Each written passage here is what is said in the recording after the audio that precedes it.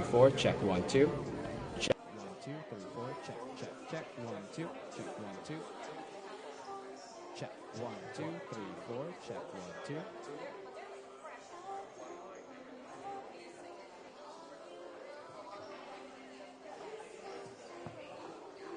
Check, 1, 2, 3, 4, check, 1, 2. Check, 1, 2, 3, 4, check, 1, 2. Check, 1, 2, 3, 4, 1, 2, check, 2, 3.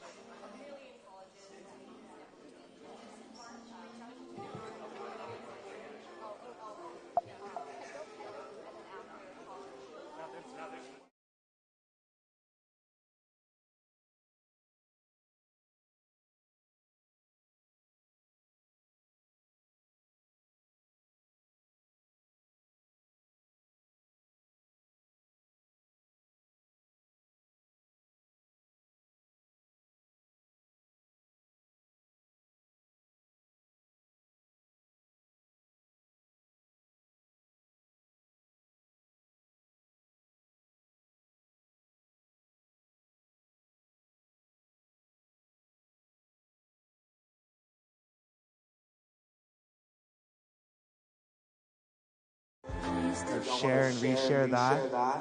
Otherwise, welcome to the Roundtable, also known as the second Vietnamese American Community Empowerment Symposium. Thank you all, and then we'll be getting started shortly.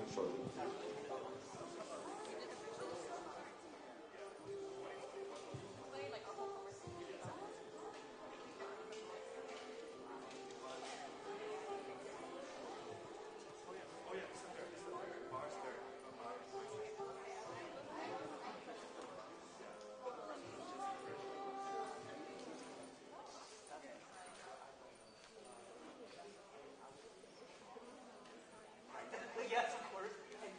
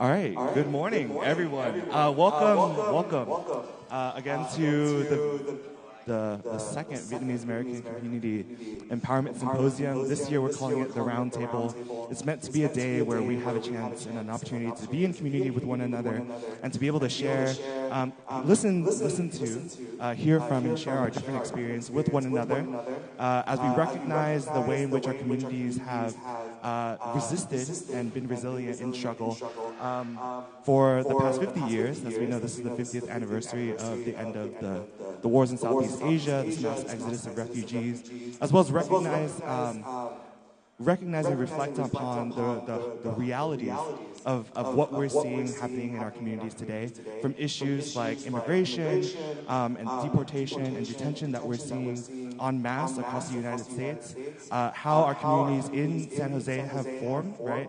How did we get to this place where Little Saigon, in its 50th anniversary, is sort of on the map, right? How do we do intergenerational community building, even across languages? And I want to give a shout out to our interpreters, live interpreters who are with us today, and our team. And to all the people that are going to be watching this on our Facebook and YouTube Live, as well as that are going to be listening to our conversations today on our VAR on Air program, which will be broadcast to AM 1430 KBVN. So it's an entire community project, this symposium, and I'm very excited to be a part of and a little bit nervous, honestly, to be a part of the panels today. Hopefully we have a chance to get real about what's going on in our communities, to listen to, again, hear from the experts who are working on the ground to address some of these issues, and then for us to think about ways that we can strategize around the actions that we can take, right, as a community, in community together, even if our community is coming and joining us later on Vietnamese or Asian American time, right? So thank you all so much. We're going to be getting started with our first panel soon, which is on issues pertaining to refugees and immigrants. But before we get there, I wanted to provide a little bit more context as to what the Vietnamese American Roundtable is and why we're doing this symposium, this event, right? The Vietnamese American Roundtable is a grassroots advocacy-based, community-based organization focused on envisioning a strong and unified Vietnamese American community that works towards building a better quality of life for all, right? So in a lot of ways, we are first 1.5 second generation Vietnamese Americans that are really interested in how the Vietnamese American community, again, has formed over time, how have we built our power and our strength and moved across time, as well as how have we worked beyond the barriers, cultural, racial, ethnic barriers of the Vietnamese American community, right? To really understand what our position and history and experiences are here in San Jose.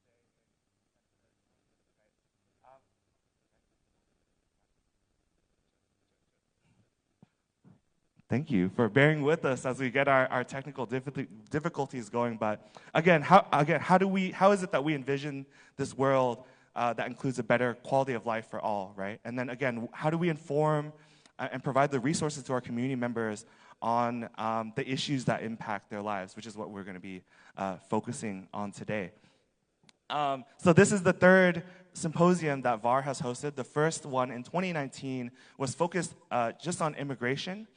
There were, I think, 3 panels with panelists with real people who were impacted by the crimmigration system coming to speak. We had breakout sessions at that event. I think that was actually my first VAR event that I'd ever attended before becoming a part of it.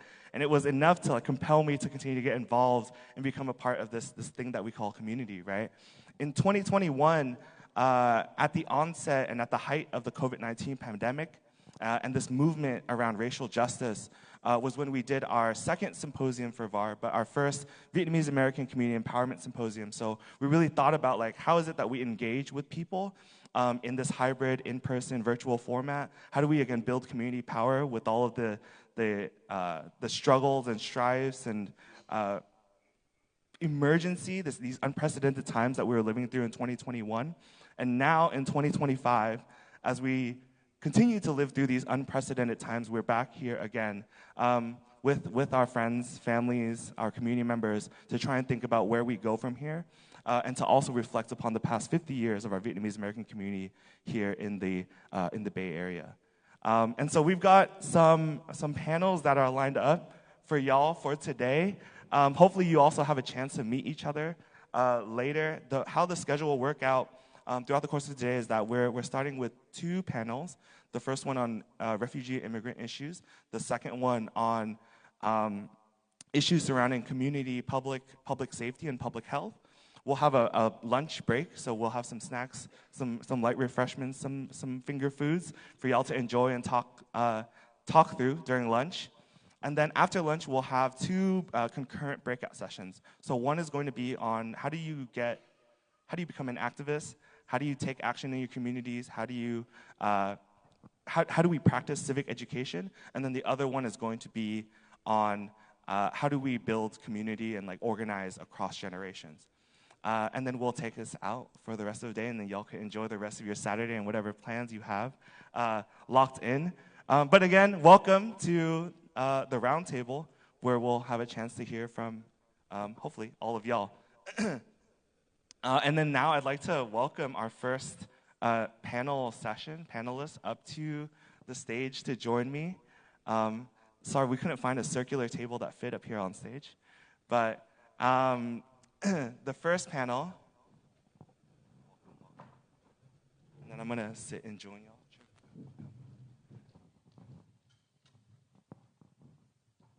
Again, here's the schedule, and then okay, nice.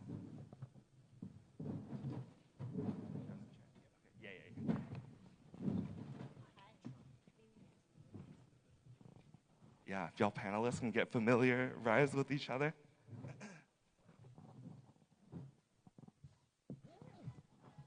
How's everything, Justin? Looking on the live stream, we've got an audience up there. For y'all, how the panels will work is that we have some canned questions that we ask the panel in advance or provided to the panel that I'll be asking. And at the end of the panel, probably about 30, 40 minutes in, we'll open it up to question and answer. So if folks from the audience have any questions for our panel of experts, that can be when we engage with them then.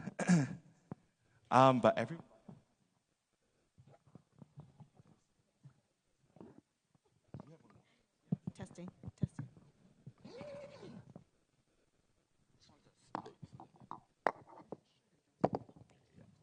We should have enough mics so everyone here can hear us nice and clearly.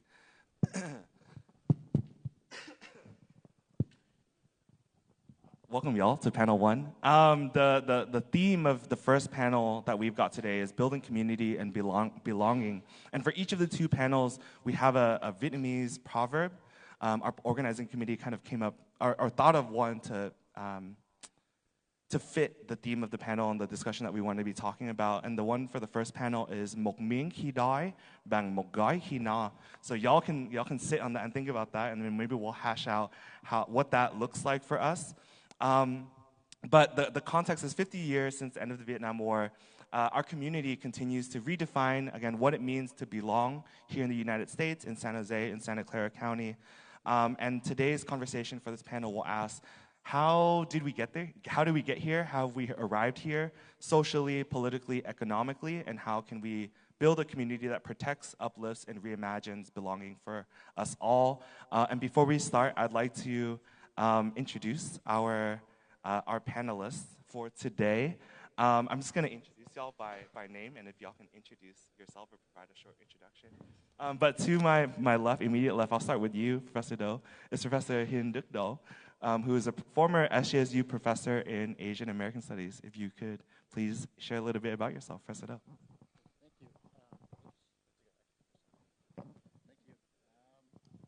Okay, good morning.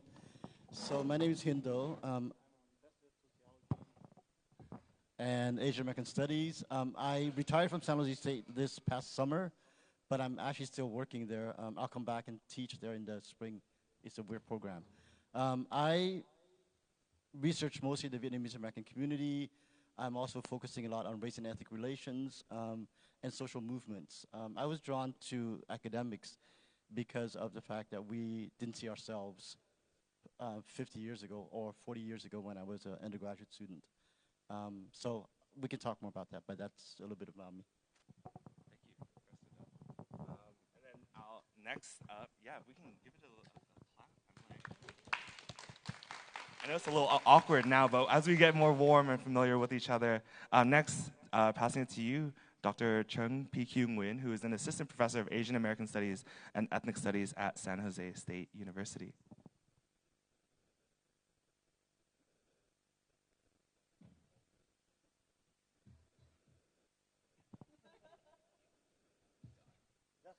We have 8 microphones. Some of them have batteries. Okay, thank you. Okay, they should all be updated. Okay. Thank you. Okay, take this one. No, this one. He promised that one worked. User error. Hello. Okay. Hi, everyone. I'm Trung Nguyen. I am an assistant professor at San Jose State in the Asian American Studies program. My research is also about social movements. I do a lot of work engaging with arts and literature and how those things help us understand our contemporary conditions. And I got involved with research and school and all of that because I am from Eastside San Jose, hometown hero. Silver Creek, though. I was really interested to understand why are all the things that I've experienced in my community in my life, what is going on with that, right? So those are the things that motivated me. Thank you, Chung. And then we'll pass it over to Mimi Nguyen, who is the executive director of the Step Forward Foundation and also a member of VAR's board of directors. Mimi. Hi, good morning, everyone. I am Mimi Nguyen. I go by she, her pronouns. I am the executive director of Step Forward Foundation, also an immigration attorney, been in the nonprofit space doing immigration work for over a decade. And I am on the board of VAR as well, and I serve on other nonprofit boards as well. The reason that I went into immigration work was because my parents are Vietnamese immigrants who fled their war-torn country to come to the United States to provide a better life for themselves and for others. And I really I was passionate about the work because I wanted to help the community. And I saw what struggles they went through and the discriminations they went through as I was growing up, and having to translate for them and seeing the struggles that our communities went through. I wanted to be a part of making the change in our communities. Thank you. And next we have Dorothy Huang, who is a supervising attorney with the Asian Law Alliance in San Jose, who oversees civic engagement and immigration legal services programs. Welcome, Dorothy. Welcome back. Hello. Okay. Hello. That was like half of what I was going to say for my introduction. So, my name is Dorothy. I've been in California for actually about 10 years now, but I'm from the East Coast originally, the D.C., Maryland area, and that's still very much my home, but California's growing on me. I am Korean American, and so it is a very different demographic here, I will say, having moved to California and being with such a large API population. I am not accustomed to this at all. And so I think that comes with a lot of privilege, but also a lot of pitfalls when it comes to the level of security that we have as a true minority in this country. And I think that just makes your presence here that much more invaluable to the movement of our communities and the Vietnamese community, especially in San Jose. But as Philip said, I supervise the immigration program, so I supervise the immigration attorneys, and we do basically anything and everything immigration-wise. But with the civic engagement work, that's where we really work on the organizing and advocacy, and truly it's really about elevating the voices of the AAPI community, making sure people are heard and not just acknowledged, but truly heard and seen. Thank you for that, Dorothy. And last but not least, I'd like to introduce Phuong Nguyen, who is Dr. Phuong Nguyen, who is an associate professor of U.S. history at California State University, Monterey Bay. Welcome back, Phuong.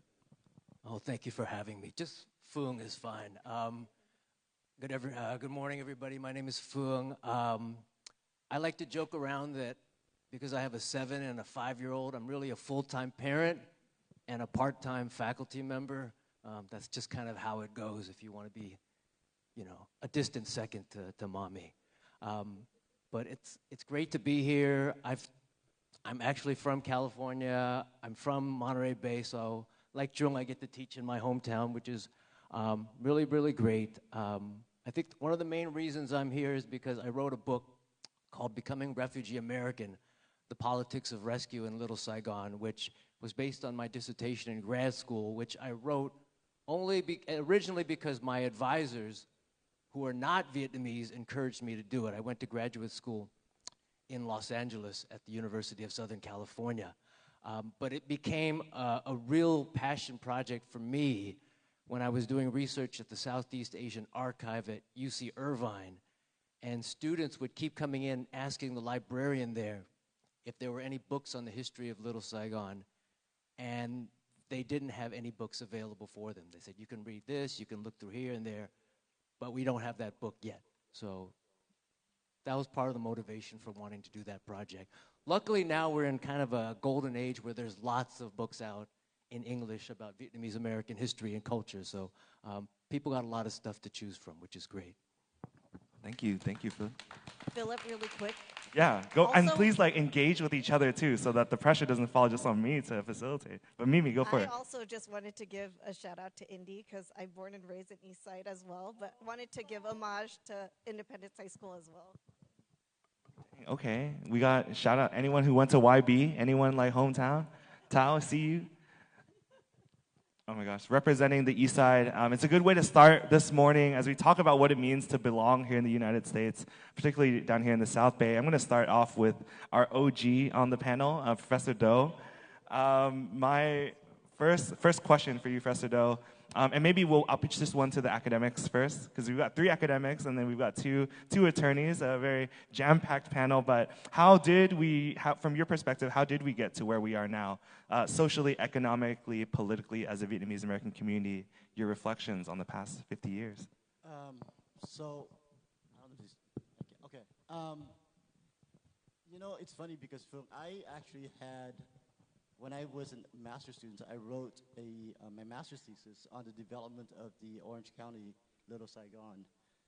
When Anne Frank was the librarian there, she actually said that was the most checked out master's thesis that they had. So I'm glad to see, as Phuong said, all these things that are happening. The way that we came, I think, is through a lot of both, I think, hard work and a lot of luck.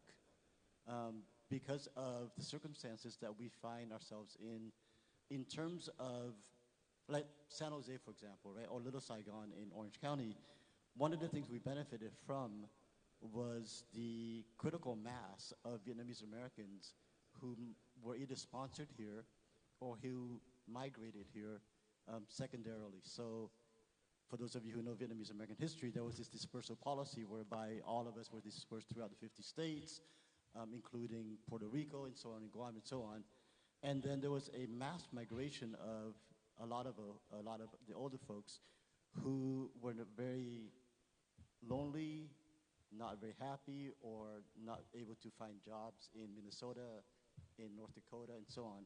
And they needed a community, right? So there was this engagement, this need for us to want to belong, which is the theme of the things that we did.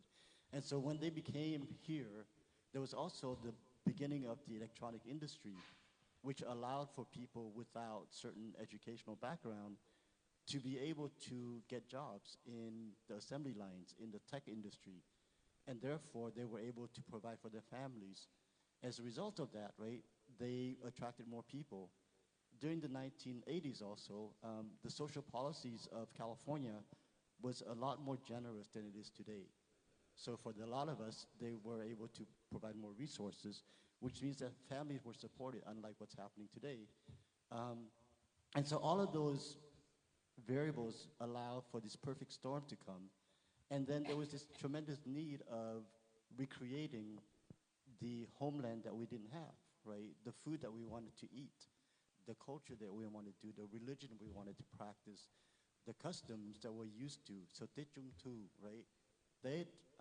The ability to go and worship the way that you want to in your own language, right? All those things provided that. And then, of course, there's this kind of interesting group of young people who were educated in the U.S. and became scientists or professionals. And so they were able to engage in the community and help develop the community. Along that same line, you had all these folks who work a lot of tougher jobs, right? So the community, as we think about it, is a very complex system, right? So you have those who are very well successful and those who are less successful. There are those of us who have PhDs or JDs and whatnot, and those of us who are spending the rest of our lives in jail or getting ready to be deported, right? So in that sense, I think that there's a struggle. And those of us who are up here only because of a lot of sacrifices of those who came before us, right? My mom, right, goes out in Vietnam, came here, couldn't get a job, so she and I and my sisters went and worked all these really under-the-table paying jobs so that we can have food on the table. So she doesn't have the privilege that I have, which is the ability to reflect and to study and to research and to write about our community. She spent her whole life trying to provide for her kids. And luckily, and I think I said this in one of my speeches, that she didn't demand that they became a doctor, or she didn't demand that they became, a lawyer or whatnot, right? She allowed me to become a sociologist, which is rare, right? I think I'm one of the first sociologists, Vietnamese American sociologist in the United States. Without that sacrifice, none of this would have happened. So it's like both universal and also particular, right? Universal in the sense that every immigrant communities has tried to build their communities. Particular in the sense that the Vietnamese American are interesting because we're also refugees, right? And because of that, a lot of us didn't have choices to come here. Some did, right? Others didn't. But regardless of that, this common theme, this universal theme, this humanity between and amongst all of us that is being shredded right now as we speak, right? That there's this attack. So our communities, while we are here and successful in some ways, I think that the 50th anniversary marks a point where we actually need to be much more engaged, much more vocal, much more demanding of what this country needs to become, right? So, thank you. Thanks, Professor Do. I'm going to pass this question over to you, Phương, to talk a little bit about the politics of Little Saigon and in the 50th anniversary, is there a place for a younger generation to fit in the narrative of what Little Saigon is or what the Vietnamese American community is, right? Like, what does that belonging, how do you understand what that belonging and also that othering has looked like for our community? This for me now? Yeah. Okay. First, I want to thank Professor Do for, doing all the work you've done. So yours was one of the books that I was able to reference when doing my research. There weren't enough of them, and it's unfortunate it took this long to finally meet you in person. So appreciate all the work you've done in the field. As far as Little Saigon is concerned, I think it's taken quite a while for this transition of generations to take place. When a colleague of mine, Thuy that was doing research, and she's a contemporary of mine. We're about the same age. We were born in the late 70s or early 80s. She was doing research on anti-communism in San Diego, and she volunteered to be part of a Vietnamese organization that was mostly men. There were some women in it, but because the organization was much more traditional, for lack of a better term, very refugee-centered on that generation, they had to operate by certain ground rules. And the ground rules were more ethnic than professional, which was that because she was a woman, her opinion counted less. Because she was younger, she had to be quiet when someone older spoke. And for her, because she was a professional, because she didn't have issues with self-esteem, this was part of her research, she was going to stay there long term because she needed to document what went on in that organization, how they ran the organization, what was good about the organization, maybe what needed to be improved. But I think for a lot of people at that time, that kind of relationship between older generation and younger generation would turn off younger people. and they would not want to be involved because they don't want to be in an organization where their input, their ideas are just dismissed out of hand. But over the years, that's changed a lot. We can see it here with the Roundtable, the work that you and your team have done. We see it in Southern California as well. And I think part of it is just the natural passage of time, is that this generation that came of age during the war, what in America we call the baby boomer generation, they're in their 70s and their 80s, if they're still alive. And now they finally realize we can't do all the work ourselves. We need to pass the torch on to the younger generation. If we want our history, our culture, our language to persevere, then we need to empower the younger generation. And, you know, maybe some of it has happened reluctantly. In some cases, older people have realized we have no choice but to pass the baton. But me being 50 years old, you know, better late than never to see this happen. Because the alternative is what the MC, I guess, I don't know if he's an MC anymore, Trinh Hoy, once told me when I interviewed him, you know, is like the biggest fear that in the 90s and the early 2000s that the very activist anti-communist generation had is that little Saigon would transform into little Hanoi with the migration of new people from Vietnam who were not refugees, who were more sympathetic to the education or the goals of the government of Vietnam. So the only way to counter it is, or at least to challenge it or provide some alternative to it, is to make sure that younger people know a little bit more or empowered to talk a little bit more about their past, their culture, which I think for the longest time a lot of the older generation didn't want to do for very good reasons, because talking about the past can be very traumatic. My parents never talked about the past. Viet Nguyen, who wrote a very famous novel about Vietnamese culture, his mother was happy to talk about the past. His father, who was a colonel in the South Vietnamese army, never talked about it at all. So I think we're trying to fill in these gaps little by little, and I'm just trying to do my part. Thank you, Phu.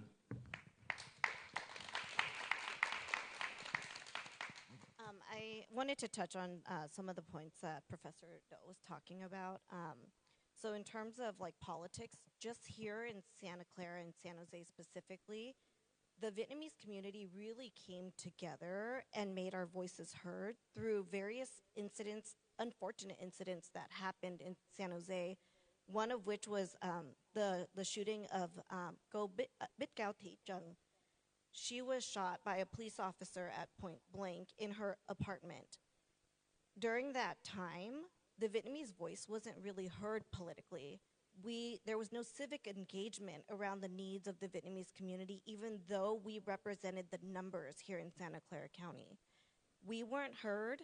There was not a lot of access. The government didn't really look at us to see what it is that we needed. But because of this shooting that happened here, the Vietnamese community came to rally.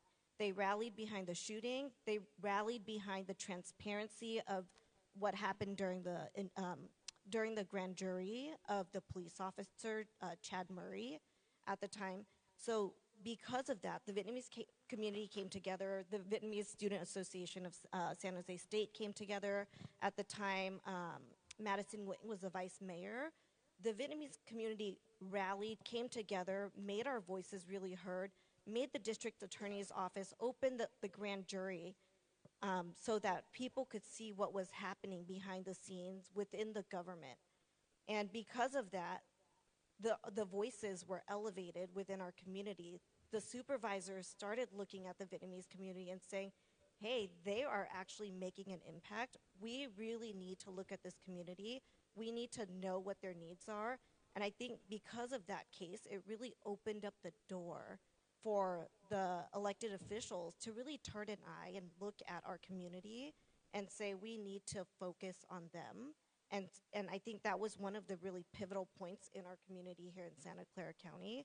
And if it wasn't for the community and the values that our community carried of taking care of each other, of protecting each other, and building community, which we were scattered all throughout San Jose, but everybody came together in one place to make a difference. And I think that really goes to show the values that as a community and as a country that was brought because of like the refugee experience and the war in Vietnam is like how close knit our community can be, how hard we can work, how much our voices can be elevated if we work together. And I think that was one of the pivotal points and how we became civically engaged, but also for our community members to know that their voices are really important as well.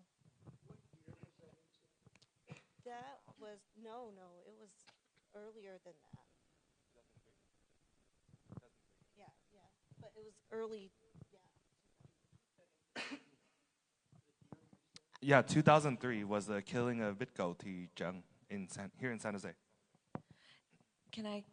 So, the very first question you asked, Philip, about like how did we get here, essentially, right? I think everything we've heard since then is an example, like such inspiring examples through history, and the running theme is people had values, they knew what their convictions were, and they acted on them. They knew what was right, what was wrong, but especially what was wrong, and they said it, this is wrong, and we're not going to live with it, we're going to change it. And that's how we got to this point, except that, I will say, to pivot, lately, we're not doing that. We're not calling things out for what they are. We're not saying things are wrong. We're afraid of calling things racist. We're afraid of calling things illegal. We're afraid of calling things what they should be called. And we're afraid of using words which are so powerful, but we're just, I don't want to get them mad. I don't want to offend them. We all want to be happy. No, that's not how we got here. There isn't a single story that was told just now where it's like, rah, rah, let's have a party. Yes, we will succeed. There was no such thing, and that's never going to happen going forward either, but we've become complacent with just having this like, meh, it's just our state of being. We have to call things out for what they truly are and acknowledge, not just acknowledge, but actually act on those convictions. But I'm not sure that we are even clear about what those values are anymore. And so for me, that's when I hear that question, I think about the crisis that we are facing right now as a community and as individuals. We got here politically, economically, socially, culturally, because we were cowards. That's how I see it. I think we were too afraid. We were too afraid to call things out. We were too afraid to offend people, to have real conversations, to use words. And we were afraid of rocking the boat. Right? We were afraid of so many things. And, fear is okay. It helps us make wise decisions. And, we want to be cautious. But at the same time, it's also fear and overcoming that fear that got us to where we are with the successes that we've had as a community, with the growth that we've had as a community. And I think what Wolfgang also said was about, the passing things on to the next generation. What I love is, like, for example, the climate change advocacy, right? That's the young people who are saying, we are going to lead because I know that the people, the grown-ups who are making the decisions right now are not thinking about me. They're not thinking about me. They're not thinking about my children or my future generations. And they're already taking the lead. Good for them. That's what should be happening. And that's what should be happening now. We should be passing it now. Our children should be passing it now. And I think that's what the youth are already ahead of the game on, which is how it should be. And it's amazing. And yeah, agree. Yeah, I agree with everything Dorothy said. And just to call it out, also in the Vietnamese community, we're very faction politically. It's very divided. It's very divisive. And I think one of the things that VAR really tries to do is bridge that communication between the different generations, between the political lines of down to what is human rights and what is right at this time for all people and not just people within our community. And I think that's what VAR really tries to uplift, is that we might see things differently, across the spectrum politically, but at the end of the day, what we're trying to do is uplift the voices of the people who really need help, because what we're seeing that's happening present day is exactly what happened to us 50 years ago. The discrimination, the othering, the you don't belong here, that's what we're seeing in current day. It's just they're from a different country. They're from different countries across the board, and that's why we're having these conversations, is to bridge this gap and to make sure that we're protecting the people that really need to be protected, which is all people, and we all have rights living here, and just educating the community and trying to bring people together in that way. I see you with the mic, Professor Doe.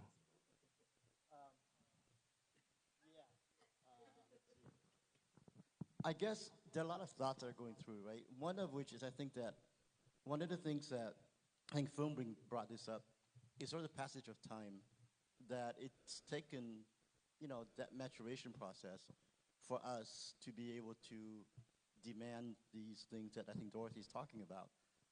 It's also important to recognize, though, I think that in many ways, that what's happening in our country right now is a way to sort of like divide and conquer us. And while there's fear, I was also very kind of hopeful, because I went to the No Kings protest, and I saw all types of people, but I saw a bunch of older Vietnamese American walking around with their signs on, and I was going, holy shit, this is really good, right?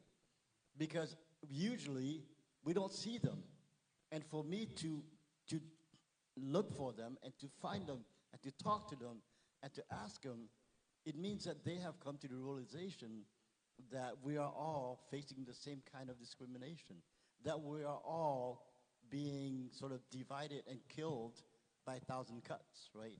That they are trying to create this fear of, and this analysis about who's the good refugee, who's the good immigrant, and we should not buy into that, right? It is true that we were discriminated when we came, but there was also the other side of this, which is the humanitarian side of this, right? That those who sponsored us also provided us the opportunities to be up here, right? So my family was divided in three. So there was like my mom and my little sister went with one family, I went with the second family, and my older sister went with the third family, right? And then the family that I was with was a white family, Mr. and Mrs. Gates. They were the second family. And they took me in like their son to this day, right? We still have this amazing relationship.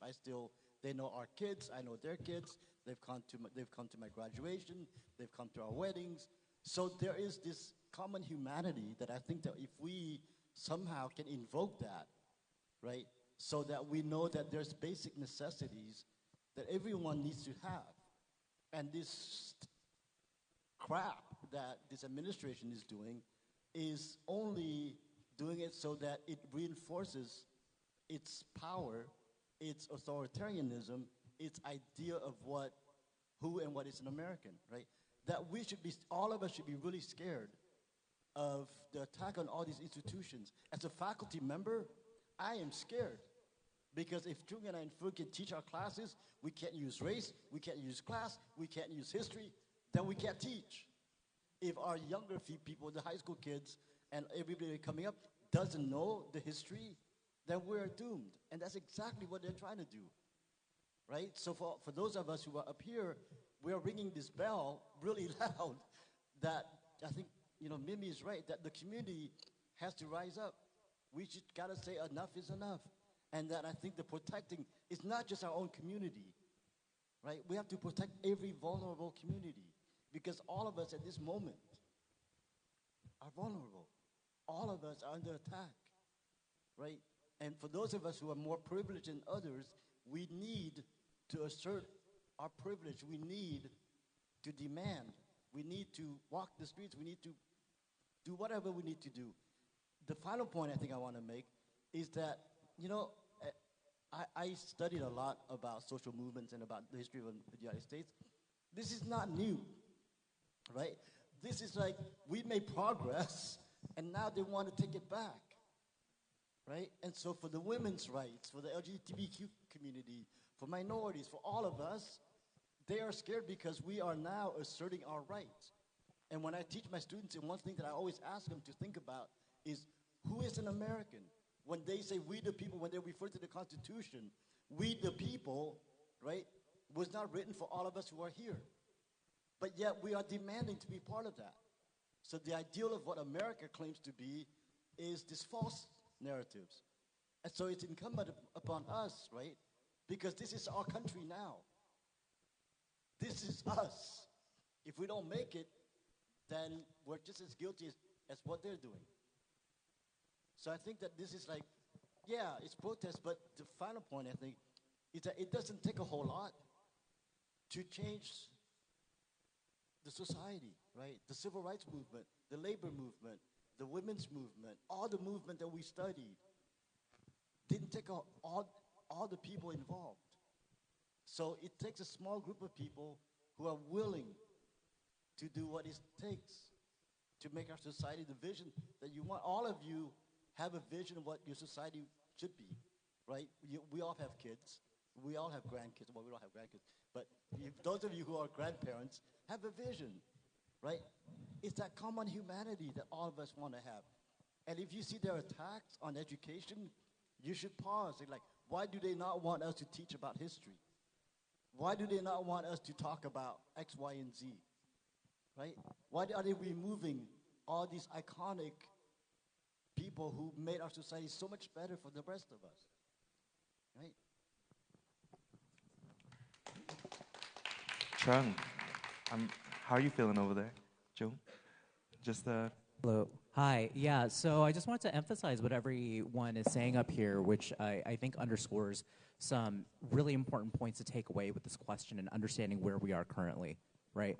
Where we are currently, we're seeing this resurgence of fascism, okay? And what we have to understand is we can't be afraid to use those words, as Mimi and Dorothy have really underscored for us. We have to understand that it's not new, right? Which is what Dr. Doe and Fung have explored for us as well. That this is part of the American fabric. The origins of this country is premised on exclusion. It's premised on conditional belonging. And that is the story of so many refugees, including Vietnamese Americans. We have never been wanted here. We were incorporated, we were brought in as a tool for propaganda for the United States. And we've always been positioned as conditionally belonging. Oh, you can belong and have access to X, Y, and Z if you do ABC things. And even those things, your protection will always be up for grabs, as we see currently right now. So what we have to see right now is that it's not something that's different for the United States, but it's a continual tool that's going to get used over and over again. The tool to scapegoat and blame immigrant and refugee people as the cause and source of everyone's frustrations and why people's lives are worse. But I think what people have emphasized here is that one thing we have in common in the way to move forward and the way that people have moved forward is identifying the problem, talking to people and realizing that we can make demands. And this is what connects Vietnamese refugees, Vietnamese immigrants, the descendants of refugees, to today's immigrants and refugees who are being attacked. Because we are being attacked. And if they're coming for them, they're coming for us. And so we have to realize that there is a common enemy here. And what brings us together is, okay, well, if the United States removes every single person of color, will rents go down? Will grocery prices go down? The answer is no, because that is not the source of it. So when I think about this question of where we are and where we are going, I think about these techniques of scapegoating and how it covers up the actual real causes of destruction and harm for everyone here, the non-ruling class.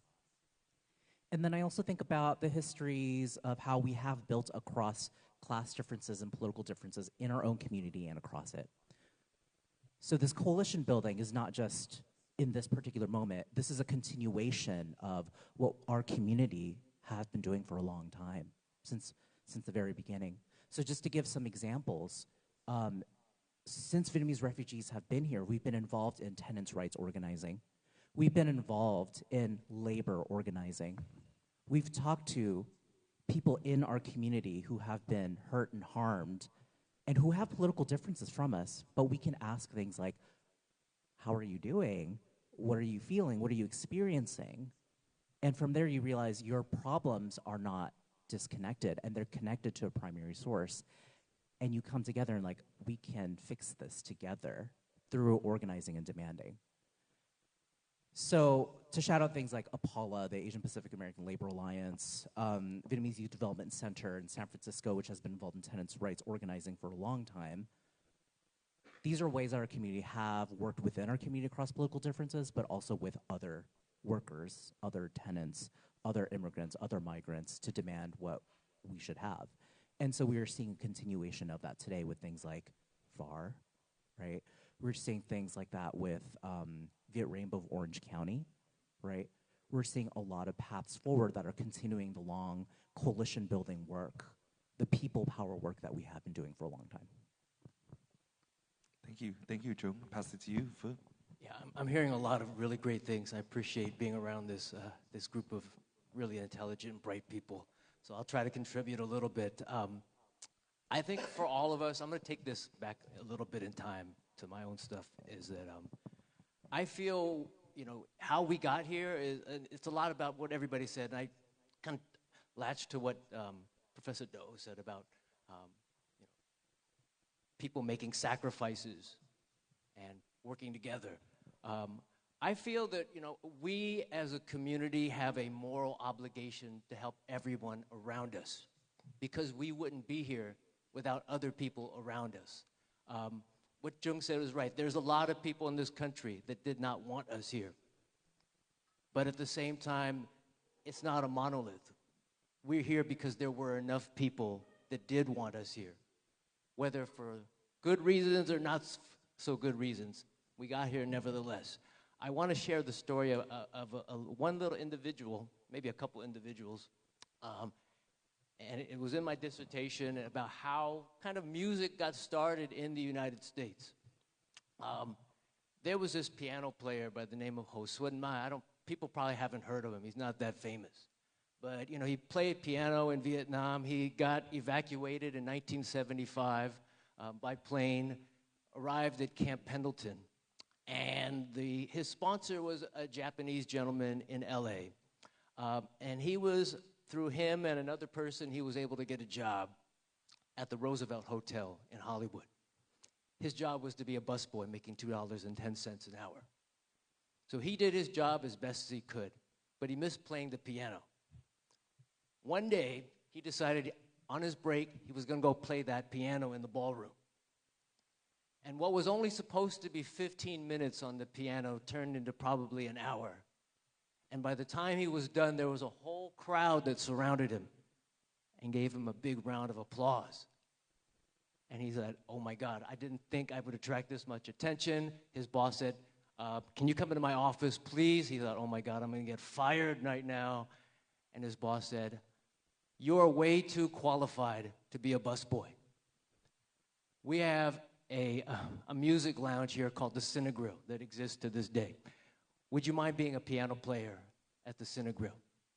And he said, of course, I wouldn't mind. And if you wouldn't mind, we'd like to have at least one night a week reserved for Vietnamese music. So they did that. I don't know what night of the week it was, but this is fall of 1975. Later on that year, a young gentleman who also left in 1975 was resettled in Inglewood, California, and wrote a song about what it was like to be a refugee all by himself, because he had a big family, he had a fiance, but he couldn't leave. His name was Nam Loc Nguyen, and he had penned this song called Saigon Vĩnh Biệt, Farewell Saigon. And he performed that song at the Cinegrill. And when he was done with the song, he saw the whole audience was in tears. And he realized it's not just my story, it's everybody's story. But that story wouldn't have been possible, that ability to kind of shatter the silence, if it weren't for all these, good actors doing their part to help us and for us to help each other. And throughout Vietnamese American history, our ability to build community, to grow community, to meet each other, to support each other, couldn't happen without other actors as well. Because we're only, 2 million people right now, so we're always going to need help. I think we always need help in general, some more than others, but that's kind of my theme that I put in the book, and I try to tell people is that you can't go into battle alone. And I'll leave it at that for now. Thank you for the anecdote, Phuong. Yeah, give it up, y'all. Our panelists. I'm like barely spitting any questions. They covered a lot, right? I think on that note around like us being good actors or needing good actors, us needing help, I think we also have the capacity to be good actors ourselves, especially in this moment in time, unprecedented times, uncertain times, right? As we've been hearing so often in the past 4 or 5 years, where our people's lives are endangered, especially what we're seeing with ICE, with detention and deportation. And I want to pitch this question to Mimi and Dorothy. If you could share a little bit more about what you're seeing on the ground, what's at risk or at stake for us, how are our refugee, immigrant, vulnerable communities being endangered, and some of the challenges that you're facing. What is it that can we do? Can y'all provide us with maybe a sliver of that hope that Professor Do was talking about? Dorothy. Neither of us want to do this because we've done it so many times, and it just feels awful every time. We wish we could have happy things to say, but we tend to be the downers at every panel we speak on. It's rough out there right now. We're seeing a lot of things, not just in the Bay Area. I mean, when we are talking about ICE activity, when we're talking about communities being affected and people being unlawfully detained, it's happening across the country. What happens in Florida, what happens in Georgia, what happens in Maine or Massachusetts, it matters here. We don't live in a silo, even though California feels like a bubble, and it is in many ways. It is not. We are one country. We have the same policies, the same laws. What happens there affects us, and we're seeing it here too. I don't feel the need to run through all the crazy changes we've seen with immigration policies lately, because it's a Saturday. But we'll share a resource document out at the end. Yeah, we can do that. But I will say that in my office at Asian Law Alliance, we are seeing more and more Vietnamese community members that are coming in who are facing imminent deportation. The Vietnamese community is not safe. They're not protected by anything. There is nothing that says you cannot be deported to Vietnam. People are being deported to Vietnam. It is happening. And to ignore that reality is not wise. It is absolutely happening. And there are people who are walking in who have been living here for 30 years, who made decisions 30-some years ago as children. And they paid for those mistakes. But now they're being punished after they've made an incredible life here. This country doesn't really believe in rehabilitation the way that we want it to. And so right now, the people who are coming through our doors are saying, look, I've been here since my entire adult life. Yes, I made a mistake. I haven't done anything since. I was a stupid kid. Now ICE wants me to come in tomorrow with my travel documents. What do I do? We see that a lot, more and more these days, and we tell them whatever we can, but chances are they face indefinite detention and inevitably deportation. If not back to Vietnam, then to a third country. You might be sent to Uganda. You might be sent to goodness knows where at this point, with all of the treaties, the agreements that have been made between the U.S. government and other countries that are willing to take deportees, people, there are thousands, and this is not reported, right? People are just looking at this as a brown issue. It's not a brown issue. This is not just something that's affecting the Latinx community. There are thousands and thousands of Asian immigrants who have been detained and deported across the country, and they have been sent to third countries. But no one reports on it. But it is absolutely happening. And we're seeing it.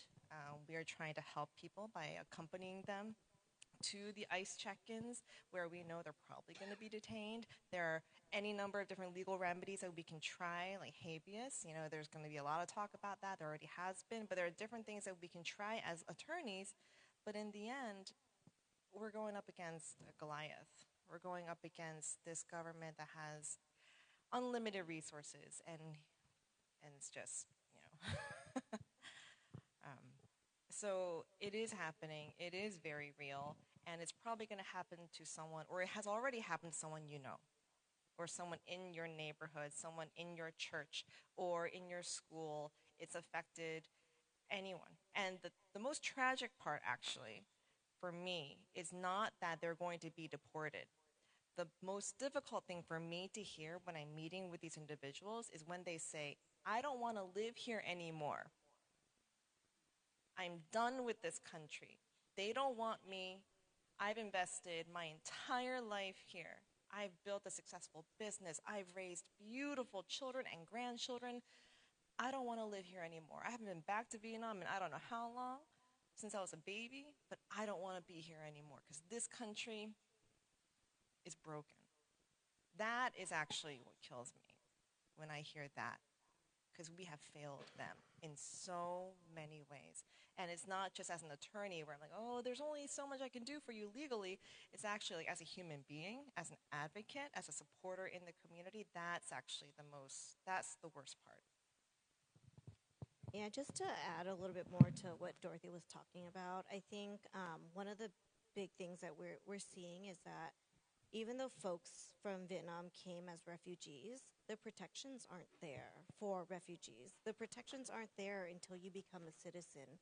So most folks don't understand that if you've made a bad decision, because a lot of the folks that came pre-1995 were living in poverty. Like, we didn't have resources. Our families grew up with nothing.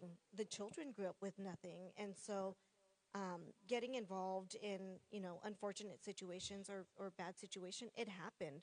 But a lot of those folks have paid for the consequences at that time. But in immigration court, we don't recognize double jeopardy. Just because they were punished for it already doesn't mean that immigration will be more lenient or will care that they've already paid for the things that they've done in their past. And so just because folks came as refugees, as long as you're not a citizen, you don't have the same rights that everyone else has. And that being deported is something that is still on the table. Even though there was, a memorandum of understanding made with Vietnam that they cannot deport those that came before 1995, it's happening, folks. Like, we're seeing it happen every day. But, people would like to pretend that it's not happening, but it is.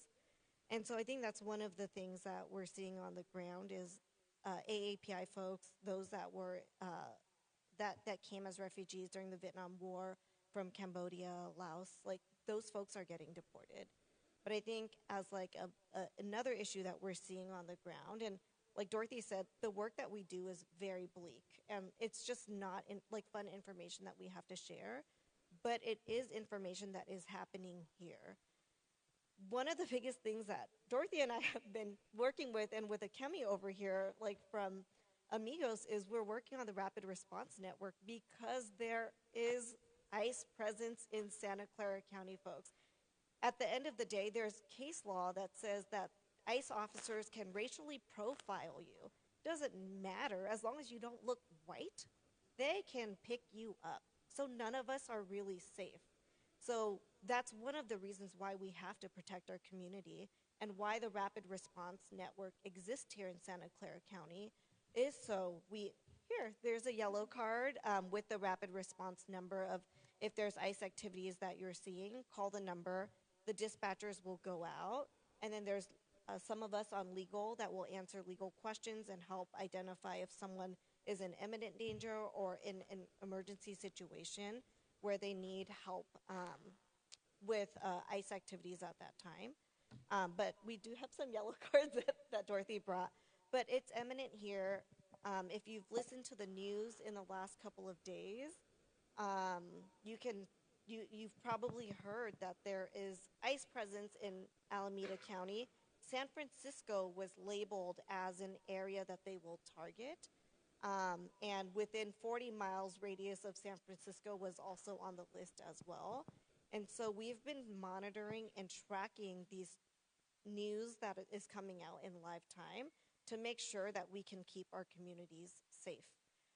So I think that's one of the things that we're doing with rapid response. And other things that we're seeing, even though some folks think that ICE is only there to get those that have criminal records, that's actually not true. We're seeing families who are going in for interviews to get their citizenship. We're seeing families that are going in for family petitions that have ICE waiting outside the door and taking them into detention because their visas expired one day before they submitted their application. That's happening right here in Santa Clara, in San Francisco, in California. We're not protected from any of this. And so that's why it's so important that we protect all immigrants and all people of color and not just certain communities. But we're seeing this stuff happen on the ground, and we're seeing it happen in our homes. So protect your communities, take care of your neighbors, and just be out there and be vigilant to what's happening everywhere. Thank you to you both. And we're coming up on the close of our panel, and I want to also give some time for our audience members, folks that are here today. If you have any questions, note them down, and we've got the yellow card up if you want to save the Rapid Response Network hotline to your phone. If you see some unmarked cars or some shady business going on out there, please give them a call. They're actually very friendly. And my last question to kind of like close us out and then pivot back to our participants for today is that, we started off with this phrase, "Một miếng khi đói bằng một gói khi no." So a bite when one is hungry is worth a package when you're full.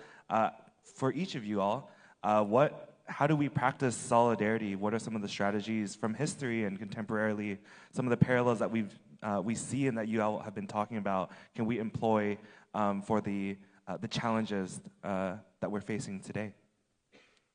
I'll start with you, Jung. Yeah, I'll start with you. Tell us about how we take down fascism and all of the isms that our community face. Great. How do we beat fascism? I will tell you right now. So what I want to add to this conversation is to underscore what all the work that everyone has kind of brought up already. I speak with and work with young people, hundreds of young people on a daily basis as an educator, right? And they have the same kinds of fears and feelings of hopelessness that I imagine many of you all here also feel in this contemporary moment. And what I tell them and what I want all of us to know here is that we are not alone. And the phrase that I want to add is we keep each other safe, okay? We keep each other safe. We learn, we get involved, we do these rapid response networks, we do solidarity work with each other, we learn about our struggles, and we come up with the tactics and the demands that we need to keep each other safe because we will not be protected. And we have seen over and over again in our history, in the history of Asian Americans, in the histories of people of color here, that we have done this work to keep each other safe. So I think solidarity, understanding that our struggles are not individual to our own community or to ourselves, and understanding that we are not alone is how we get through this. Thank you, Jung. Yeah. Mimi. I think one of the phrases that I've been using, one of the mottos that I've been using a lot in the panels that I've been on is how do we co-create rather than extract? So how do we understand what values we bring to the table and share with others? How do we give to others rather than just taking and absorbing and holding that knowledge to ourselves? Is how do we spread that out and share it with everyone else, but also find other folks that may have the same aligned values as us, but also those that don't have the same aligned value as us. But how do we co-create together and build vision together, and make it wider and growing in power rather than just extracting information, holding on to it, or taking from resources but not sharing and giving it out more widely and vastly. Thank you, Mimi. Phil, I'll go to you. I guess there's multiple ways to do it. I was in an Uber the other day in Canada.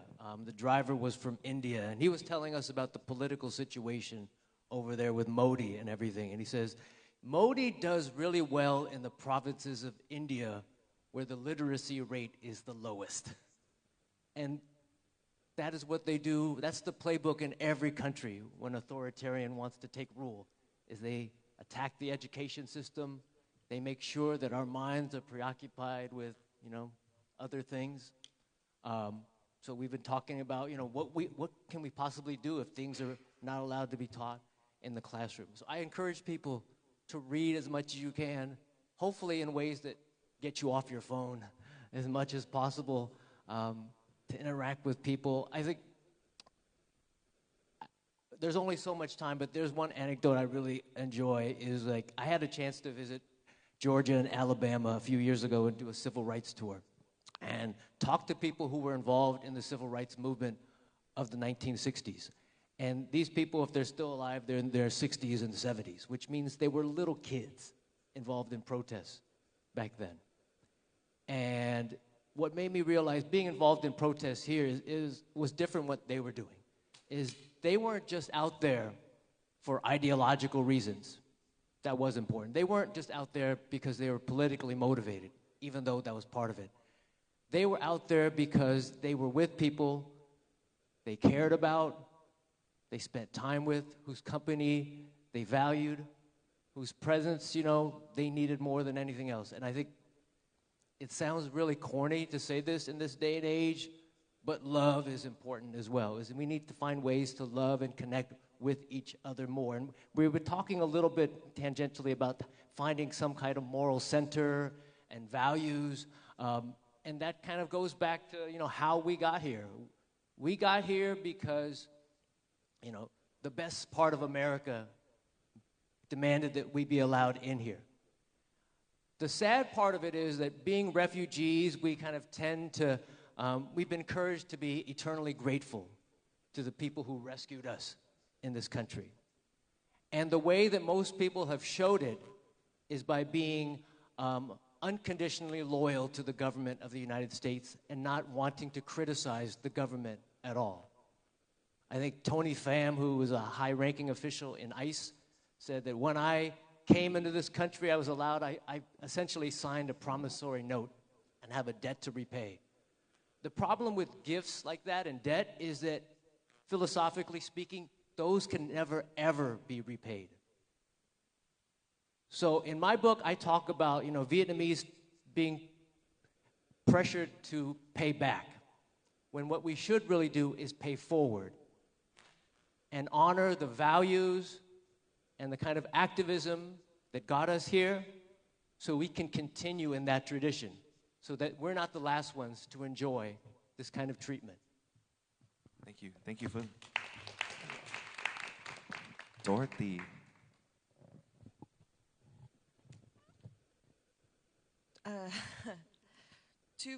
Two things, really. One is just get off your butts and do something. Just stop with the yammer. Stop with the talking. Stop with the liking and the hearts on whatever. Share a reel. No. Do something. Otherwise, shut up. I'm not kidding. It doesn't do anything. It only creates this false sense of community. The community is real, but it creates this false sense of connection. when there isn't an actual step taken to support and fight for what you believe. And that has to be real in your life. And that, I think, has definitely come out in all of the remarks that have been said here.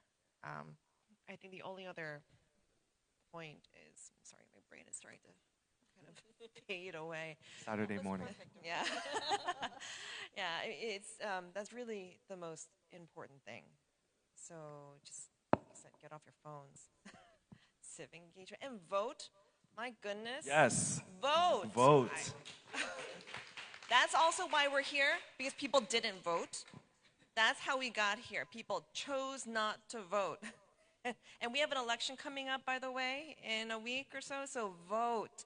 Get other people to vote. That is, I mean, there are critical issues on the ballot for our community right here, right now, this November. Vote. And if you are not old enough to vote, you're not eligible to vote, encourage everyone else to vote. That is also an action. You're doing something. You are actually making an impact on the community, and you're getting off your butts. So please do that. Thank you, Dorothy. So when I was an undergraduate student, I remember watching a movie, and there was this older woman who was not educated at all, but she was very active in the labor movement. And she used a phrase that has stuck with me in all of my life, which is you is or is you ain't. Is you is or is you ain't. And the point is that for all of us, I think Dorothy just said this, is you have to be engaged. You have to understand that this is a long fight. It's been going on forever. It's going to be here after we passed away. But if we really, truly believe in the ideals of what I think Phil talked about, which is to make a society where we value every one of us and we care for one another, then we actually have to do all the things that everybody has said, right? Because we're going to lose all of our freedoms. We're going to lose all of our loved ones. We're going to lose everything that we value unless we ask ourselves, is this the world that I want to be a part of? Is this a society that I want my kids and grandkids to grow up in? And obviously the answer is no, right? So vote, educate, make sure you challenge, make sure you know your rights, make sure you protect everyone that you can. Make sure you provide the privilege that you have been given, that you have earned, and use those things to make sure that you demand that we live up to the expectations that all of us have of the type of society, the type of community, the type of interactions that we want with one another. Is you is or is you ain't. Thank you. Thank you. And let's give it up one more time for all of our panelists for this morning. Thank you all so much for being here. I'm thinking we've got another panel. Since we started in Vietnamese time, we're running a little bit behind time. So I'm thinking maybe it's instead of like a formal Q&A back and forth, we just take some time as a brief intermission and mix and mingle a little bit with our panelists who are, I think some of them are able to stay for a little bit after the panel. If y'all are open to having some candid conversations, and then we'll get set up and ready for our next panel. But thank you so much to Dr. Do, to Jung, to Mimi, to Dorothy, and to Phuong for sharing all your anecdotes and your insights with us on community and belonging for refugees and immigrants this morning. Thank you all so much. Yeah. Thank you for having us.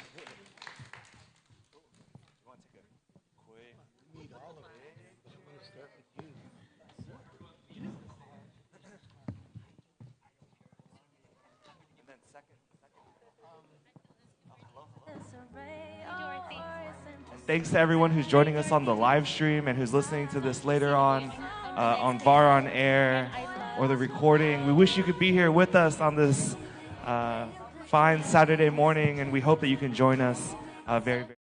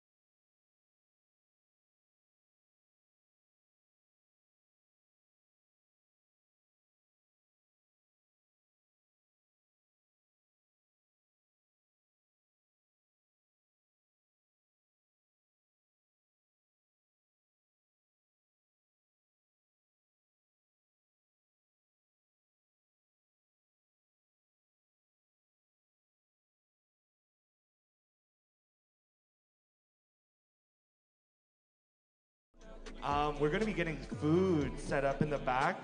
We're going to merge sort of the second panel with lunch in the back, so y'all have a snack to eat in case you're getting hungry. Yeah, right? It's about lunchtime, and food is really important to our community, so we want to acknowledge that too. We've also got some representatives from local offices here with us today. I'm here to introduce a representative, a staffer from Congressmember Sam Liccardo's office, Victoria. If you want to share some remarks, and we'll also hear a little bit from Eastside Union High School District Board Member J. Manuel Herrera. Thank you all for being here today.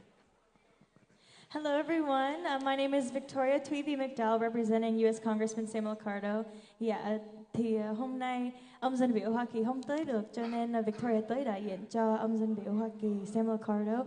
I'm so happy to be here, and the first panel was absolutely incredible. I was vigorously taking notes because I really appreciated all of the words. And like you guys were saying, một miếng khi đói bằng một gói khi no. I take that as no matter how much you have, even if you have a little bit or have a lot, just a little bit of action or a little bit of work that you do for your community is the same as someone that has a lot, has a platform, and does a lot for the community. So every little thing that you can do to engage in your community is a great way to make an impact. And so I'm really, really happy to be here. This is a way of creating impact, just being here. So thank you all for coming out today, and I'm looking forward to many future events from VAR. And I know you sung that song by Nam Lauk Saigon Vinh Biệt at Black April many a time. So, oh yes, and then we also got here with us today, joining us for the conversations, Eastside Union High School District Board Member J. Manuel Herrera. Thank you for joining us. So, I have been spellbound, feeling the energy in this room and hearing the depth of the messages by the panel. I'm so glad that I got up this morning and just brought myself here. I've been on the Board of Trustees for the Eastside Union High School District since 1990. So 35 years, next year is my 36th year. And I have experienced the emergence of the Vietnamese community in this hometown that I grew up in. And you're a powerful presence, and you're expanding your visibility, expanding where you are advocating, and a symposium and a roundtable like this only adds to the momentum that is already apparent in the Vietnamese community. So congratulations. I'm so happy I came on. I'm going to stay for the whole thing. Appreciate y'all, yes. And as we get food set up in the back, we're going to be getting started soon with our second panel, which is on community health and safety. And then I'd like to introduce welcome our panelists to the stage to join me. All right.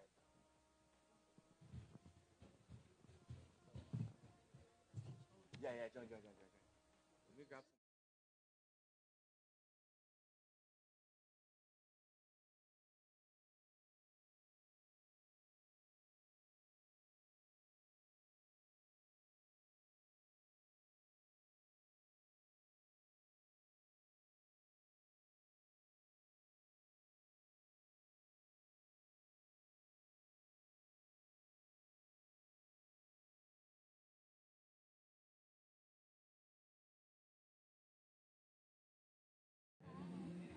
Hello, welcome. Hello. It's a Saturday morning. Yeah, I'm like, I wish I.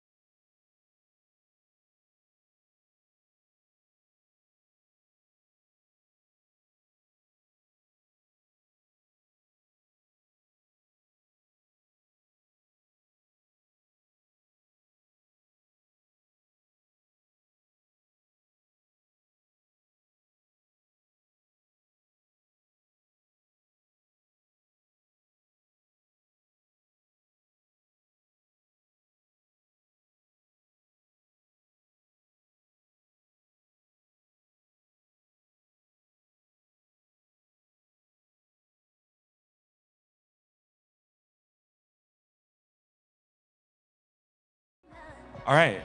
Welcome back, everyone. Yes. CJ? What's up? There's food. There's food. Yeah. Yes. If y'all are, we know that it's noon, it's lunchtime, it's Saturday. If y'all are hungry, nếu các bạn có đói bụng thì ở phía sau có vài thức ăn. There's a little bit of food, light refreshments for y'all to enjoy. Feel free to, if y'all are hungry, we'll grab some chicken wings and egg rolls for y'all. But welcome back to all of our live viewers and everyone here in person. To the Vietnamese American Community Empowerment Symposium. We are here for our second panel. And thank you again to our interpretation team. There are 3 of y'all. If you need live Vietnamese interpretation, we are providing that here at Yerba Buena High School. So thank you all for that. Our second panel is on community health and safety, ways that we can keep our community safe and protect our community in all sorts of different ways, right? From our individual to our interpersonal to our community as a whole, and then society much more broadly, right? And we have another panel filled with with experts, folks with the experience to share a little bit about their reflections and insights on how we do that, right? What does it mean to keep our communities healthy? What does it mean to keep our community safe?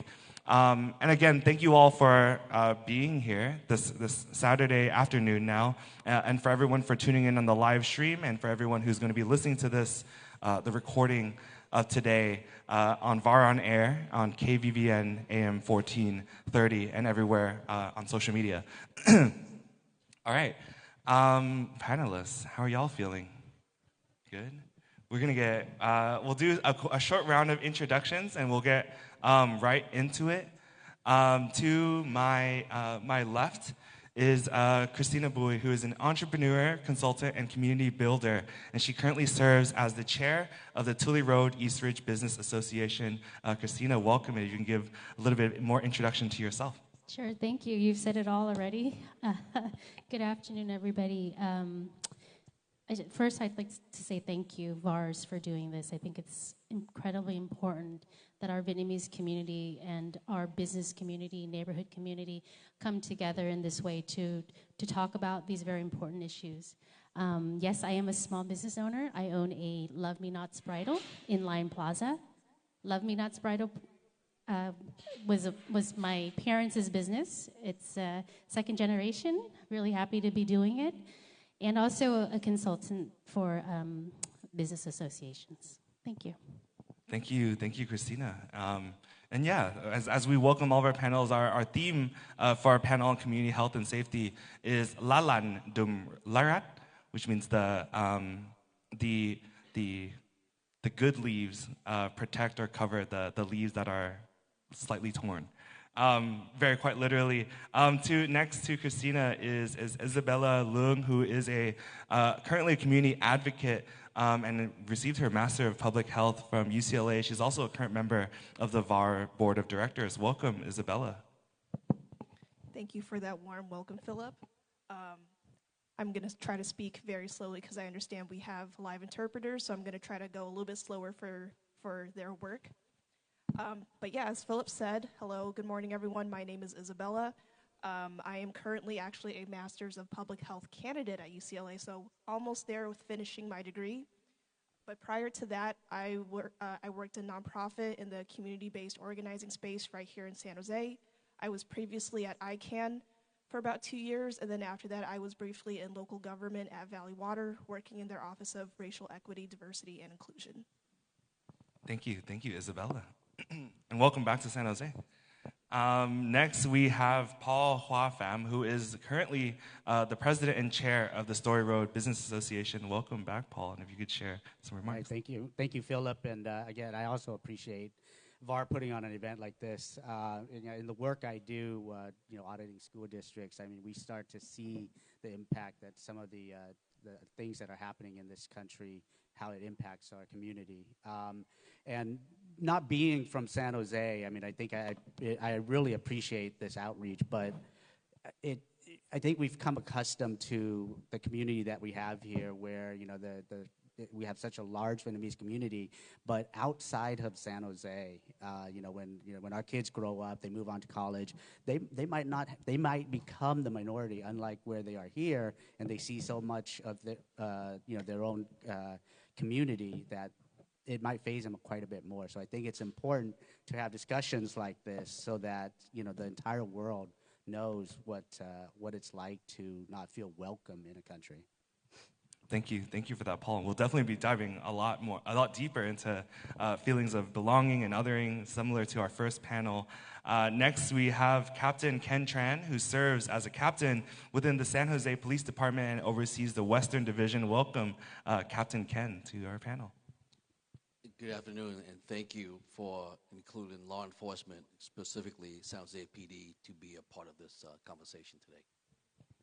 Thanks, Captain Ken. Short and sweet. And then last but not least, we have Dr. Mimi Tan, who is a postdoctorate fellow at UCSF. Mimi, could you please share a little bit about yourself? Mimi, a fun fact about Mimi is that she was also on our Lunar New Year San Jose organizing team last year. So welcome back.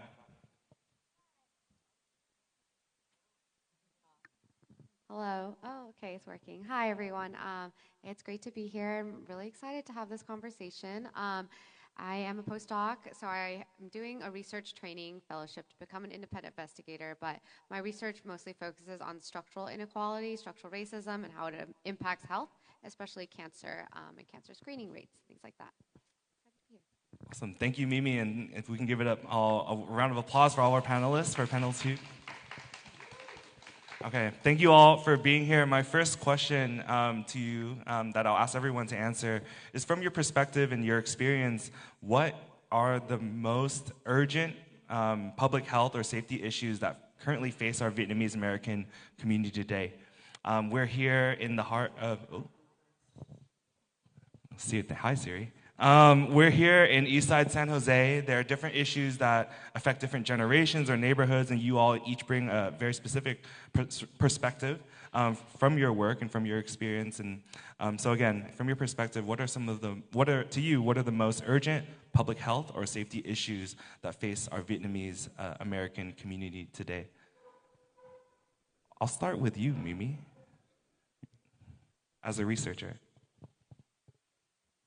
Okay, I think there are quite a few. I think one of the big things I think everyone's mind is probably the ICE raids and all of the racial trauma that we're probably experiencing because of who we are and where we are. And I think that creates a lot of stress down the line. So we think that's also currently, I think as a public health professional, I think of preventive measures. So then if you think down the line, then a lot of chronic stress creates a lot of cardiovascular cancer outcomes, but of course we also have to think of the immediate, a lot of mental health issues as well. So I think a lot of safety, a lot of that racial trauma going on. I think it's one of the biggest things right now. And I'm sure it's on everyone's minds. Yes, thanks, Mimi. We just spent about an hour and a half talking about what our communities can do to keep each other safe with the ICE detentions and deportations. I'll jump back over here to you, Christina. Safety issues at the forefront. So I don't know if everybody remembers the Kim Hung incident at one of the plazas in Evergreen. I think, with policies that don't work, certain things like those types of crimes that are heinous, that are unpleasant to hear, those are things that as a shop owner, as a retail owner, as a community leader at large, it's something that we have to work together as a community because it's very scary. It's how do we get our elected officials to understand that some of these policies affect us in ways that are caused by that. So for me, I think being aware as we build out our community is to help one another. But in the way I see it is if we can have better policies, coming off of the ICE too as well, I think it would be a better place for us. Thank you. Thanks, Christina. Isabella, I'll pass it to you. Thank you, Philip. Knowing ahead of time that Mimi was also going to be on this panel with me as my public health colleague and peer, I wanted to, I believe you said you work in cancer epi, so I was like, okay, maybe what role can I take for this panel? I'm going to adopt more of a social epidemiology approach to my responses. And one of the things that we learned in epidemiology in our field is asking who our population of interest is. Because I think when you ask the question, what are the issues most important to our community, community is a very broad description, and we need to be more specific about that. So in epidemiology, we're taught to ask, who is our population of interest, person, place, and time. That's our key phrase. That's our key, factors. So for me, I'm thinking about younger adults, probably around age 30 and younger in our community. And I'm thinking about the issues that affect, us, probably more prevalently compared to other segments of our population. And some of the issues that come to mind for me are about mental health. We have, concerning rising reports of depression and anxiety amongst our younger Vietnamese Americans. We have the loneliness epidemic. A lot of people, Vietnamese inside and outside the community, who say they feel like they're not having that sense of connection. They don't feel connected to their community, their peers, their family. A lot of these issues that they may be struggling with, it's a lot of them, they feel like they have to deal with it by themselves and don't have people that they can talk to. And then lastly, I'm basically just summarizing a quick list of issues, but I think a lot about the gender education gap, where a lot of boys and young men feel like they're left behind in the classroom. Meanwhile, girls and women are succeeding, right? But we have to think about who's being left behind and how we can try to make sure that everyone has a chance to succeed. And then lastly, we'll probably talk about this later maybe. I'm thinking also about the increasing polarization amongst our community with regards to gender, how more and more young women are more left-leaning, more and more young men are right-leaning, and how there's an issue in that increasing gap between the two of us. Thank you, Isabella. Yeah, we'll dive a lot more deeply into these issues and these questions. To Paul, what are you seeing on the forefront?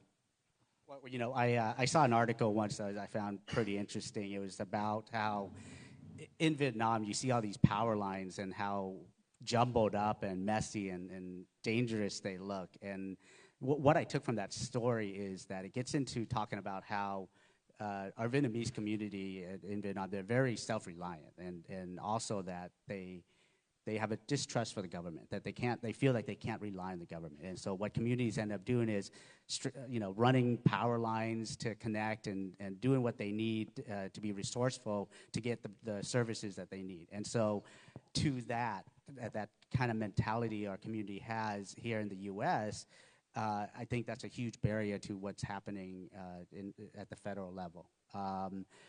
One other characteristic that I found interesting with our community is that we care about our elders and the most vulnerable. And so with the cuts that we're seeing to services and stuff like that, and also with the lack of dependence or assurance that our government is here for us, I see that as kind of a big issue for our community, whether it be in the business community or in our own lives caring for our elders and vulnerable.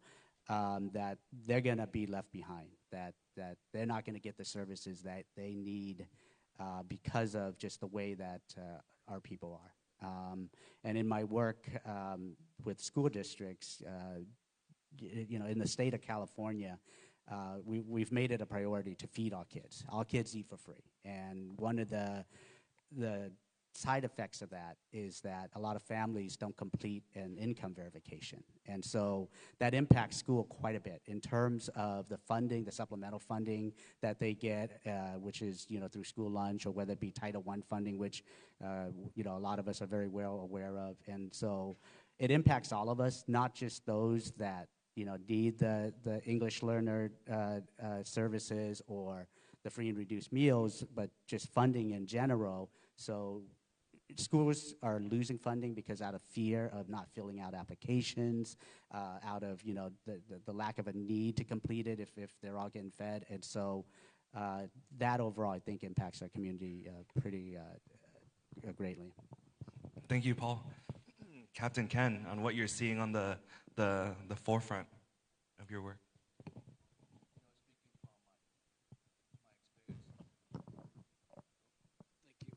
Just speaking from my experience and from the law enforcement perspective, and I'm going to piggyback on what Christina said earlier, policies. For us, that's changing the laws, right? For the past few years, there's been a lack or a lot of discrimination of certain things, and that, in a sense, we are not holding people accountable for their action, and I think there is a need for that, because if you don't have accountabilities, you're not holding people accountable for the action, you're not correcting their behavior. And that, in a sense, that doesn't just affect the Vietnamese community, but all communities as a whole. So for me, what I've seen lately is something that needs to be looked at or addressed. Thank you, Captain Ken. I think one of the reasons why we wanted to talk more about community public health and safety is because the last time that we did a symposium like this was in 2021. We're at the height of the racial justice epidemic, the COVID-19 pandemic, and there's this rise in anti-Asian hate and violence. To now, 4 years later, we're still seeing our community's members' lives and livelihoods endangered, right? Especially when we talk about, again, increasing anti-immigrant and refugee rhetoric and sentiment, these cuts to healthcare that we're seeing from the federal administration coming down, and this recent rise, as Christina, you mentioned, of armed robberies that we're seeing in our shopping malls and plazas. I want to pitch this first question to Christina, to Paul, and to Ken, from the perspectives of, each of you, I think, represent a segment, or we, in the East Side San Jose, what we've got in San Jose for the Vietnamese American community is Little Saigon, right? Story Road as Little Saigon with the marker, but also this idea of Little Saigon being this place where Vietnamese American community members can live, right? Can live and work and have families and lives. For each of you, from your perspective, how are our economic spaces like these plazas or these corridors being affected by rising crime or shifting demographics? What's going on the ground? Yeah, Christina. My business is at Lion Plaza. It's been there for 35 years. We've seen it all. We've seen the rise of really good times, and we've seen the downfall. And because of that rise, we were targeted by a lot of, bad players who wanted to, come in and muggings at the parking lots. And that kind of became a thing for Lion Plaza. Like, if you don't want to get mugged, don't come to Lion Plaza. And so kind of that stigma stuck there for like at least a decade. And a lot of people who are, Lion Plaza, I'm not going to come there. I'm going to get, I'm going to get my purse stolen or my car broke into. And so it took another decade for us, for the community within to help with that stigma. And we stuck there for this long is because we felt that our community, our Asian community, needed businesses like myself to be there.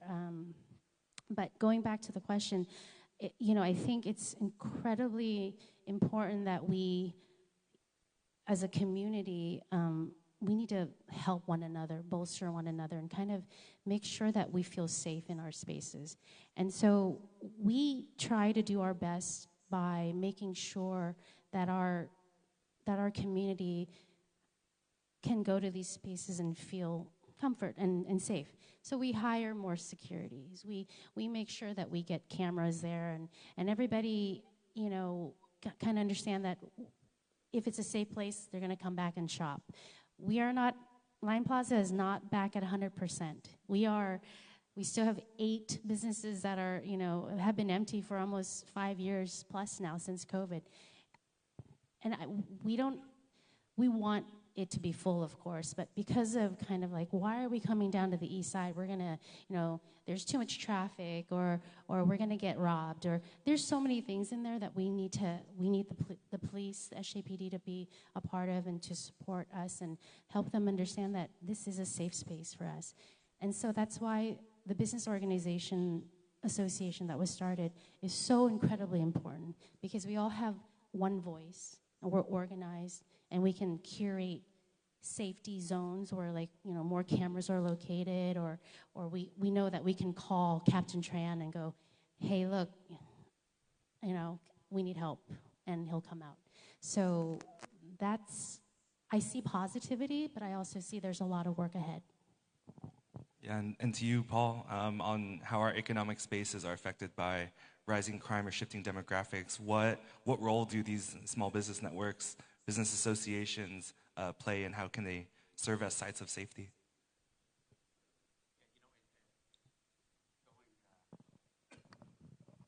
Kind of going back to early when I was talking about the kind of mentality of our community, I think these business districts, these community areas that we set up, we hope to make it so that the Vietnamese community it feels like they have a sense of belonging, a place to come to celebrate, common cultures and traditions and things of that sort.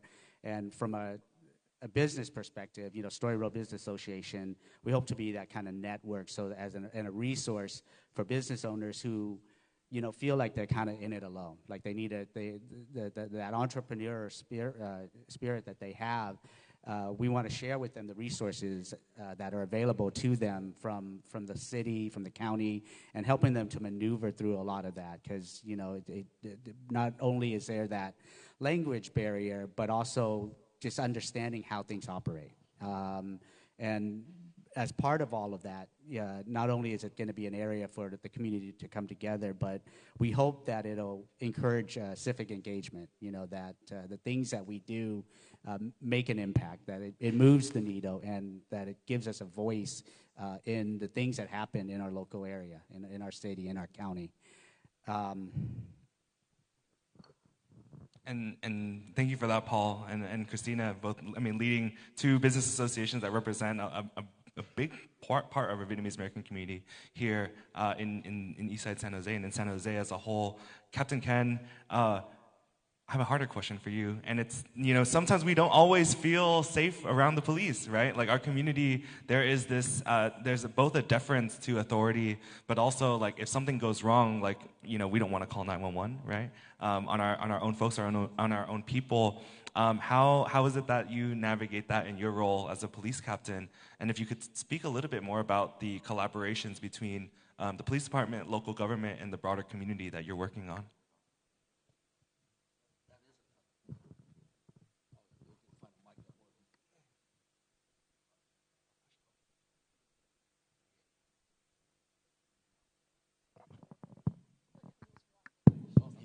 All right, thank you. Sorry about that.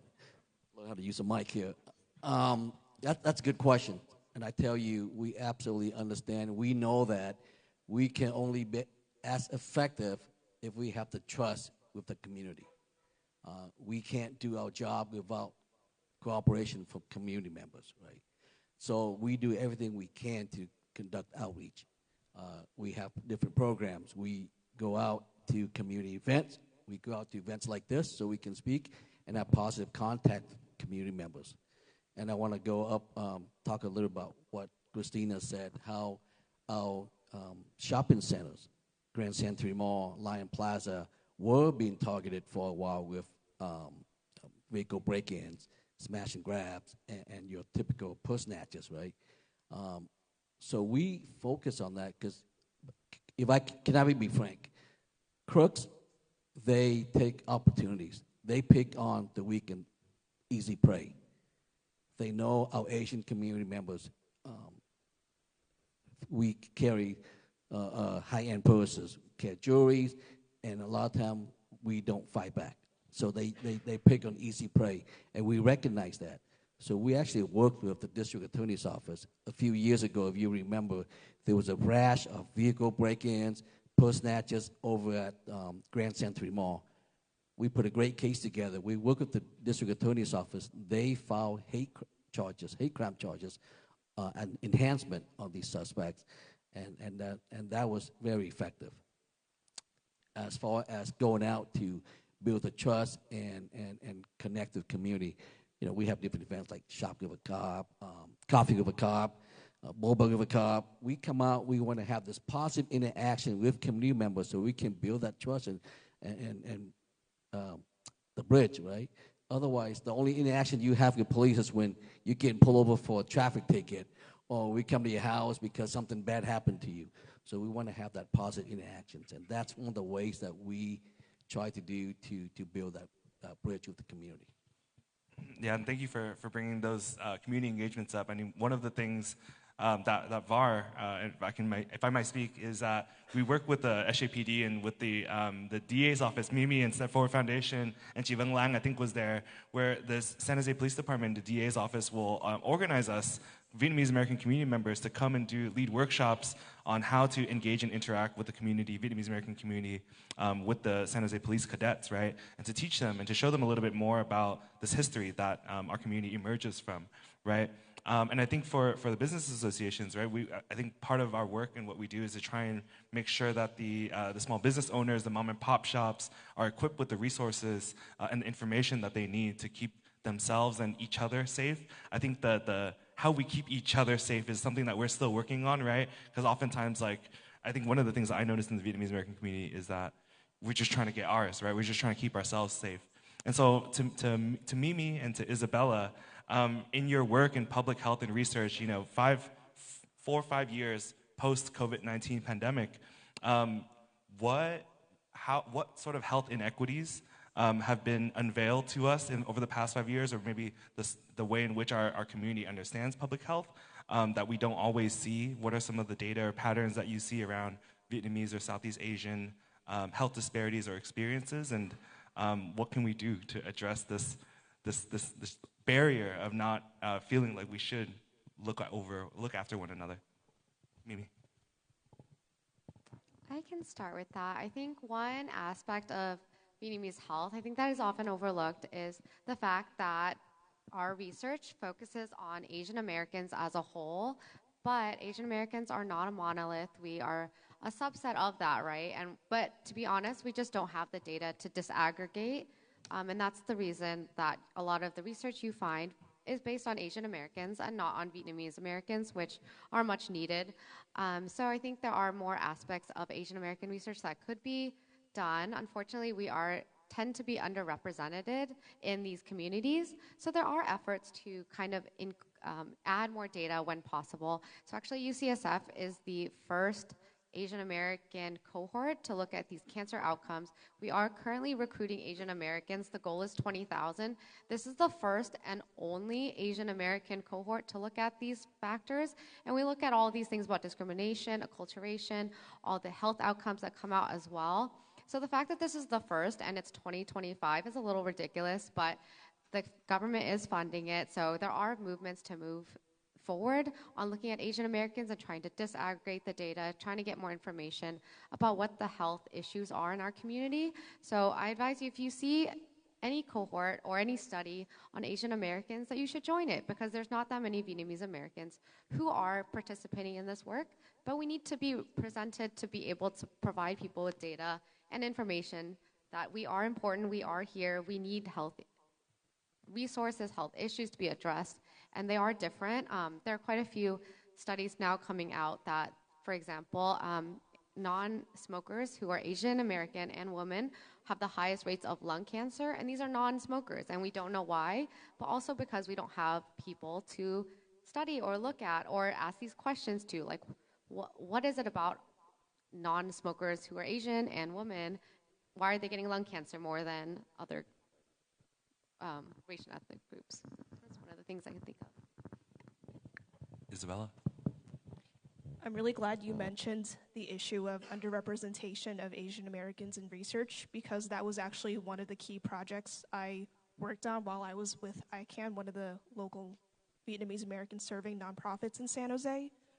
I was actually one of the community-based partners of UCSF as we were working to recruit Vietnamese Americans like from the community into these studies.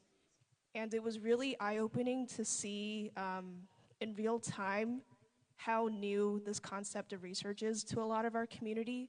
I think to a lot of us in the academic space, you know, this is like a no-brainer to us. We talk about research design, we talk about inclusion and exclusion criteria, but we don't, perhaps we need to think more about what does recruitment actually look like on the ground and how do community members perceive it when this is like completely brand new to them. Segue, I was also really proud to have been part of the efforts to encourage the county to disaggregate data when COVID-19 was just starting out. And because of our efforts as part of the COVID-19 API subgroup, we were able to push the county and get more data that ultimately revealed that amongst the Asian American community, Vietnamese and Filipino subgroups were at the highest risk for COVID transmission.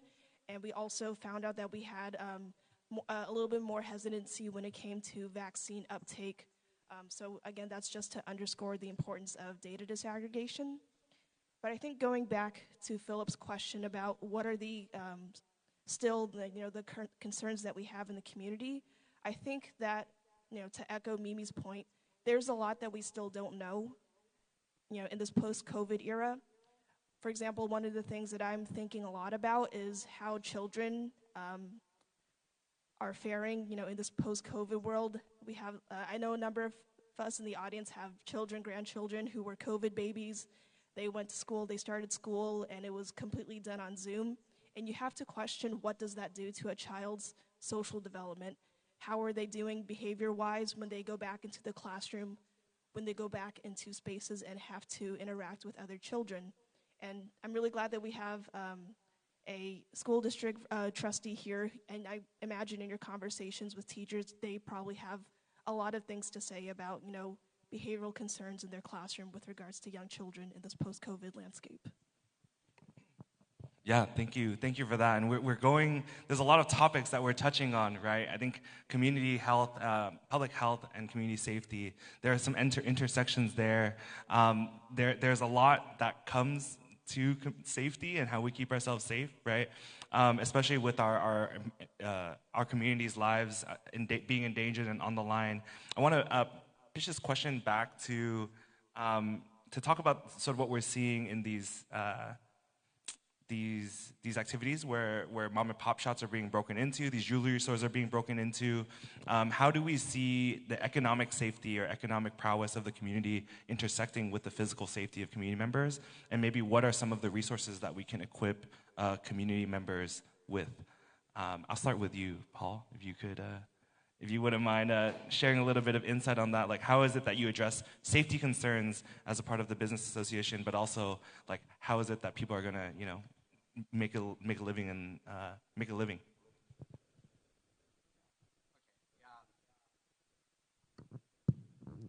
Yeah, so when the recent break-in happened at the jewelry store, one of the other businesses, it actually didn't happen on Story Road, but one of the business owners on Story Road reached out to us and asked us to put together a town hall so that we can discuss the issues and the concerns of the business community. And so there's definitely fear out there. There's definitely a sense that we're being targeted, like Captain Tran was mentioning.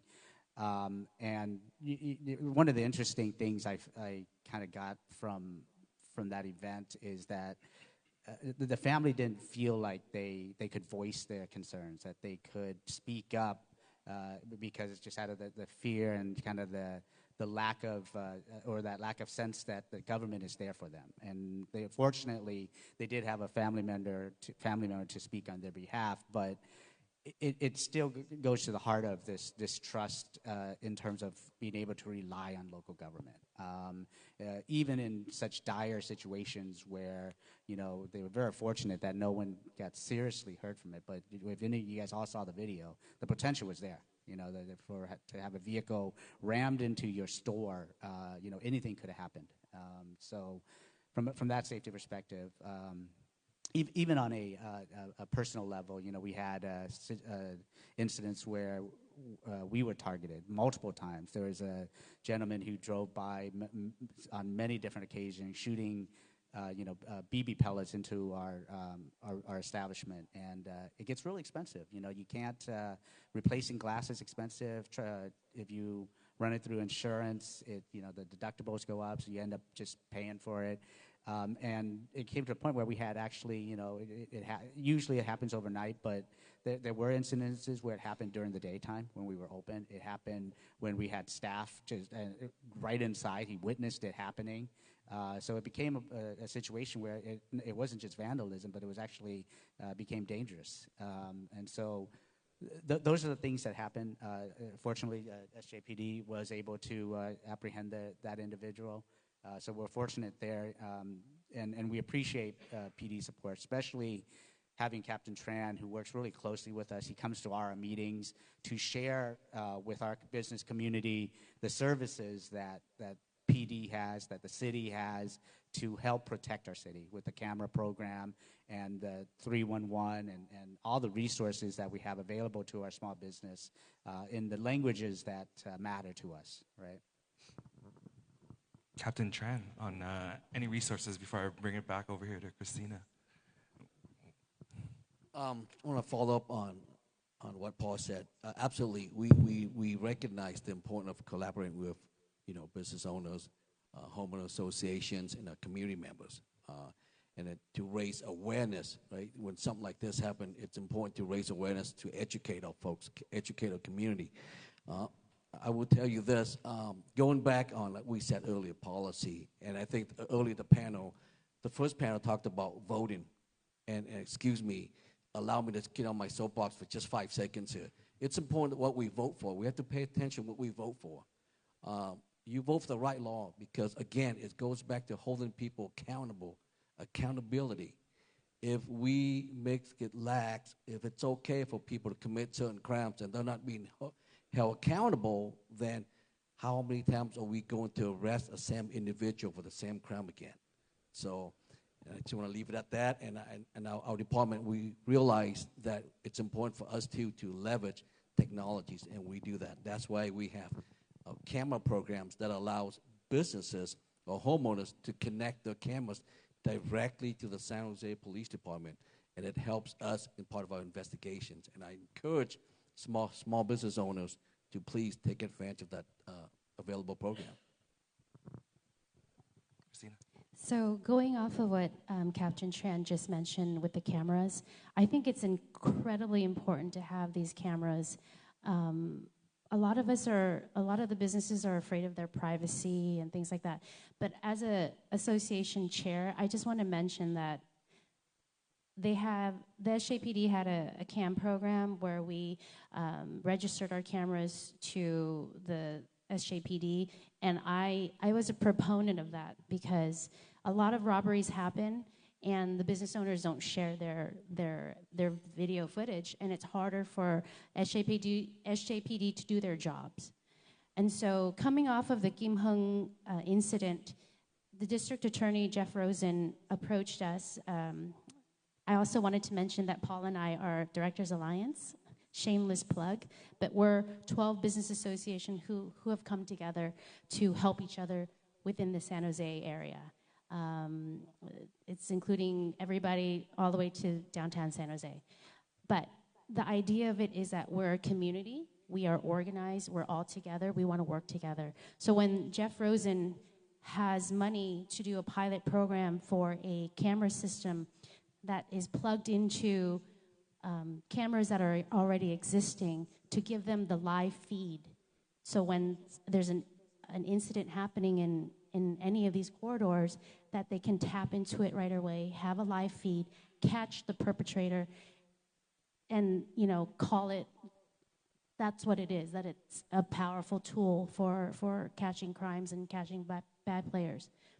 The point of what we do as a community business association is to partner with these folks to help as much as we can, not just for our own sake and for our own spaces, but we need to be able to share that community resources with every single business in San Jose. So I I think at this point, since the associations have started, I've never felt more connected to different business owners and in different spaces than I have right now. And we will continue that partnership because that's the only way we can connect and help one another. Thank you for that. I think one of the forward-facing projects that I think all of us have had some sort of part in is that if you go into East San Jose, and then kind of next year will be the Super Bowl, and the World Cup is coming, and all these different people are going to be coming out from outside into San Jose. In San Jose, in the past couple of years, we've seen this resurgence of night markets and festivals and these public engagements to revitalize different parts of what we would call Little Saigon, right? What does that look like for you heading into 2026? How might we leverage this platform that we have, right, in terms of revitalizing these different spaces, and also put our community on the map, so to say, come 2026 when we have so many different visitors coming into San Jose? I'll start with you, Christina. Yeah, I was going to say, I just got out of an event with the FIFA workshops that Verizon had hosted. And the one disappointment that I heard was one of the top selected to host these events. I'm not going to name any names, but they were very focused on downtown. And I said, well, hey, there are plenty of other businesses in San Jose, who want a piece of that. How do we do this? How do we work together? And there were no real answers. So as Paul and I, chairs of our own board in our area, I feel like we need to step up. We need to be able to have the same equity that everybody else are getting, everybody else in San Jose, in other respected areas, especially downtown. So I said, no, I want you guys to make sure that we're involved and we're included. And I'm a proponent of working together, but if they're like, no, we don't see it, I don't care. I will raise money to do these watch parties, which we have. I don't know if you guys, if we've mentioned it, but Betty Young, our District 2 supervisor, had granted the Directors Alliance $105,000 to do activation in our areas, in our prospective areas. And so for me, if FIFA fans, Super Bowl fans, they're coming and they're only going to be hanging out in downtown, what's that mean to us, right? So my job, because I want it to be, is to let the city know that where can we get good pho, the best pho in San Jose? Where can we get the best gum thumb? Where can we, get them here, get them to Story Road, get them to Tully Road, right? Where do we get the best bonnet? Is it just food? As long as we get them down here and we make sure that we're on everybody's newsletter and everybody's email, I feel like we've accomplished. But it does take a village to do this. On everybody's network, I'm hoping to be able to tap into everybody's network so that way, business owners in our area, which we are very marginalized, underrepresented, we're going to change that, make a difference. Maybe, yeah, go ahead, Paul.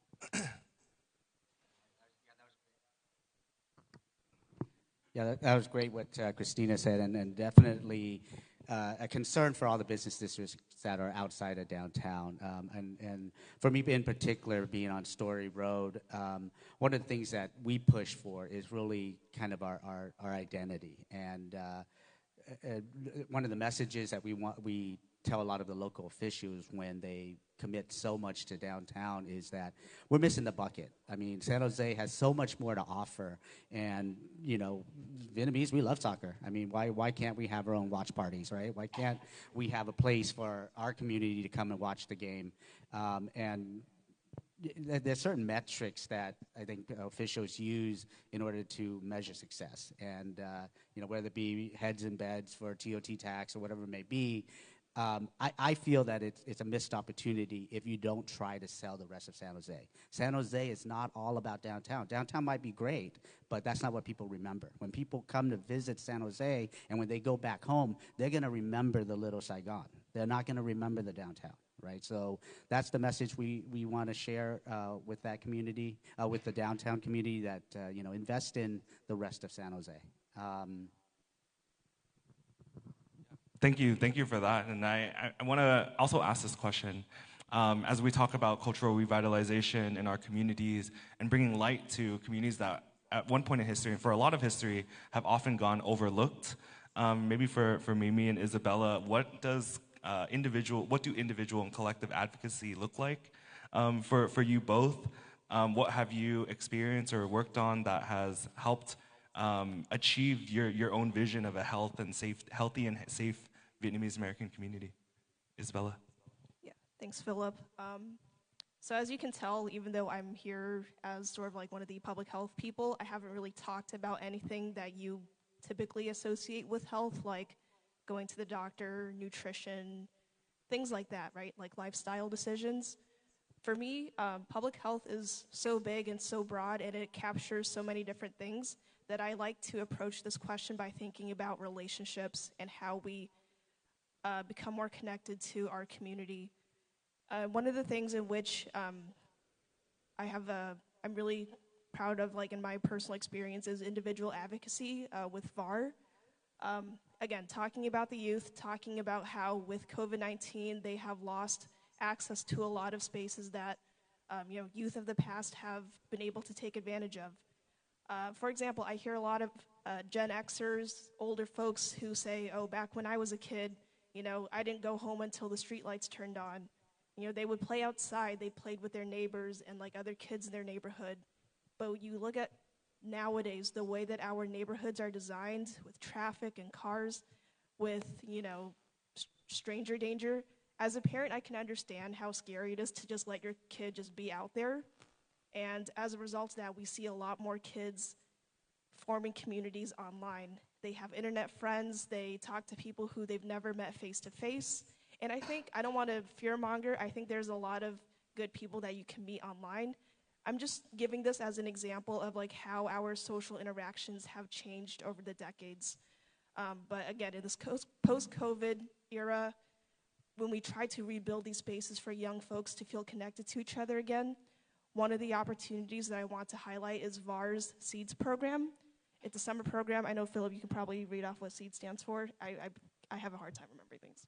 But it's for youth, 24 and younger, high school and college age. You come together for, 10 weeks. Each week has a different theme, whether it's about community history, arts, advocacy and resilience. We have a lot of different topics, but it's kind of like summer camp for Vietnamese American kids, right? Think about, when you were younger in this community, like, was there ever a summer camp for Vietnamese Americans? I certainly did not hear of any, so I'm really glad that we have this opportunity now for younger generations to feel more connected to their history, their culture, and their past, but also to learn new perspectives and insights that can prepare them to be successful and happy in the future. Thanks for that, Isabel, and thanks for plugging SEEDS, which stands for Student Engagement and Education for Development and Success. It's a program that we host over the summer. So, Mimi. I'm really glad we're talking about resources, because I think now that we're moving forward, there are more people and more spaces that are Vietnamese and represent our community. But just because I know a lot of epidemiologists, I have to be honest, I only know 2 Vietnamese ones besides myself among like the hundreds that I've met. But that means that there are still representatives, and I think you should take the opportunity to talk to us and give us what you think the community needs and help us understand like how we can help find and like give our resources to our community. I think a lot of things talk about like access to health care, but we need to also understand that public health practitioners need to meet people where we're at. And I think a lot of us do understand that, but I think the how and the suggestions that you have probably are more helpful. So if you also see community advisory boards, I would suggest joining them. They seek to represent our communities in these studies, And so that's like, we're trying to meet people where they're at, but there's just not enough Vietnamese representatives currently, at least in public health that I've seen. So hopefully you can also encourage people, maybe your children, to go into public health also. I didn't even know what that was until I got there. So there are a lot of resources, and I hope you can use your voices. I think it seems like a lot of us are trying to use our voices to raise our community. So if you can help do that in some way, I think that would be really great. Your input is what we always want, at least in research and health. Yeah, thank y'all for that. I've got one last question for y'all, and then we can break for the other half of lunch, and as we get ready for our breakout sessions where we're going to be talking a little bit more about how our facilitators who are here are going to be leading us through how do we get engaged, civically engaged, speak up, advocate for ourselves, what can we do to bridge generations and to connect across generations and organize.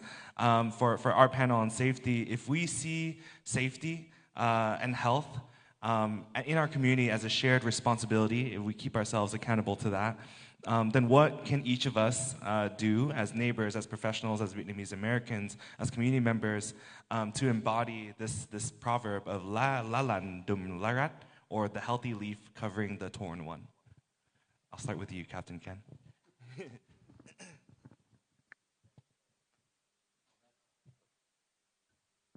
Can you hear me now? I think that's an easy question. I think if all of us participate, be engaged, get involved, do something. If it, the old Vietnam nói hey một cây không làm gì, but right? Yeah. If we all get involved and get engaged and get involved in either nonprofit or volunteers, do something, and not just sit around and complain about it and then waiting for someone else to do it for us. We all get involved, and we can all make our community better and more safe. The proverb is một cây làm chẳng nên non, ba cây chùm lại nên hơn núi cao. So shout out. Okay, I see you, Captain Ken.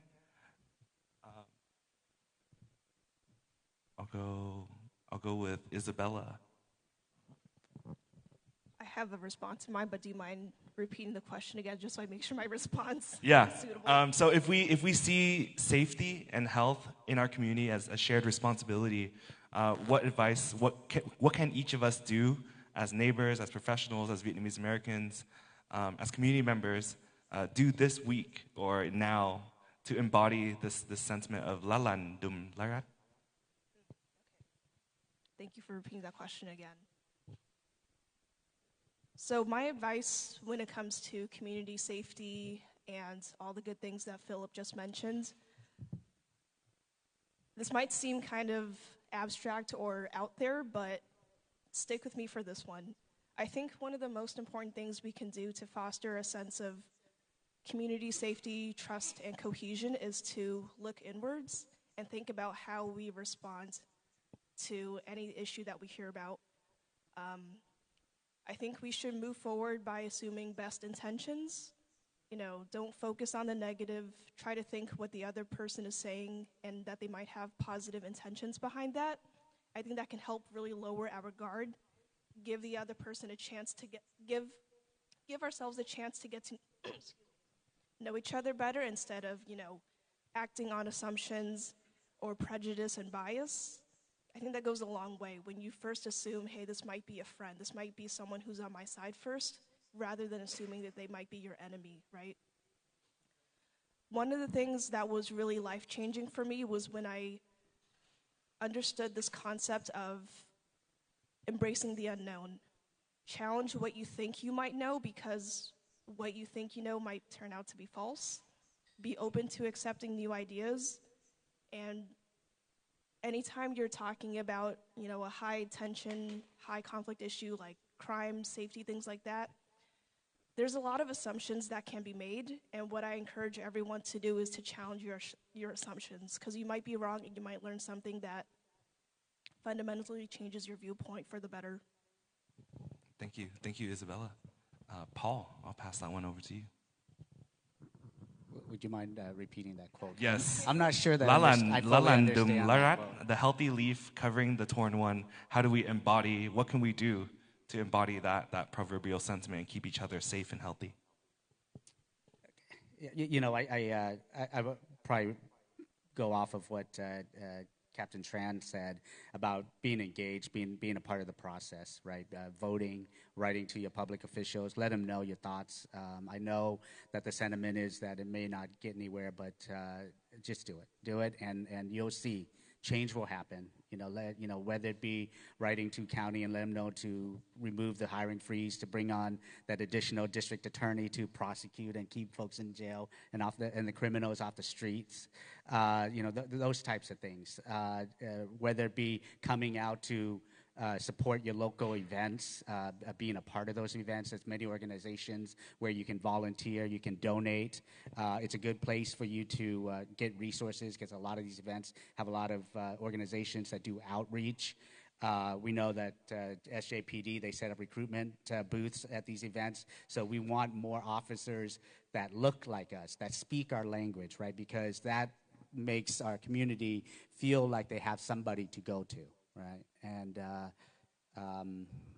I think doing those things, collaborating, working together to uplift the community as a whole is the way to do it. Thank you, Paul. Christina. I'm an optimistic person. I believe in the good in everybody. I think, being that person, I will always encourage positive things. Be a mentor to somebody who's young. It starts there. We need to be role models first before we can do anything else. Include the young. Make sure they feel that they're needed and that they're important. The second thing is everything that the panelists said is exactly what we need. But when it comes down to actually doing it, we need to support one another and make sure that everybody feels that safe space. And I just hope 2026 is going to be a big year for San Jose. I just hope everybody will get the message, come out, and be supportive, and help one another. Thank you, Christina. Mimi. I really like the sentiment of uplifting each other, and I think that's kind of what I think of the most. And I think being the person who doesn't have to be asked to share someone or like uplift someone, but just having that always on your mind, like as you're just walking around in daily life, if someone asks me like, hey, do you know a good person for this? I always have someone in mind, and it doesn't necessarily mean that they ask me to. It's just that's someone that I think needs to share their perspective or is a really great person who would provide a lot of input. Just having that in mind, I try now as a researcher to always keep my Vietnamese community at the forefront of my mind. So I hope everyone can do the same, whoever that may be for. It doesn't have to be the whole Vietnamese community. Of course, it could be your friends or your family who are Vietnamese, and like uplifting them to be in roles that can be more influential or can change things. So trying to uplift voices in that way, like you don't have to be asked, just to think of it first. Have that always on the forefront of your mind. Awesome. Thank you all so much for your deep reflection and insights. It's been a pleasure and an honor to be up here with y'all. For Christina, Isabella, Paul, Captain Ken, and Mimi, can we all please give them a round of applause to our panelists who are speaking on community health and safety. I'm thinking we break into like lunch, more intimate conversations. That probably feels better and is like more intimate. It feels more roundtable as opposed to this intimidating panel format. And so with that, we're going to try and move some stuff a little bit up. We're going to go on break for lunch and a bit of an intermission for about 25 minutes. And then we have breakout sessions where we'll have a chance to speak more intimately with our facilitators, Alina, Brandon, and Hong Ha. about what it is that we can actually do strategically to take on these issues. And for those of y'all who are joining us here at YB, thank you all so much for plowing through a bunch of topics and listening to all of our panelists for the first 2 panels so far. And then for those of y'all on our live video feed and listening to the recording later, thank y'all for being a part of our community, and we hope that you're taking away from this experience as much as we are. Thank y'all so much. Oh, and the breakouts will be about 1:30. Yeah, we'll start at 1:30. So we'll have some time to just let it reflect and let all of that, what we've talked about for the first 2 panels, soak in. Thanks, y'all.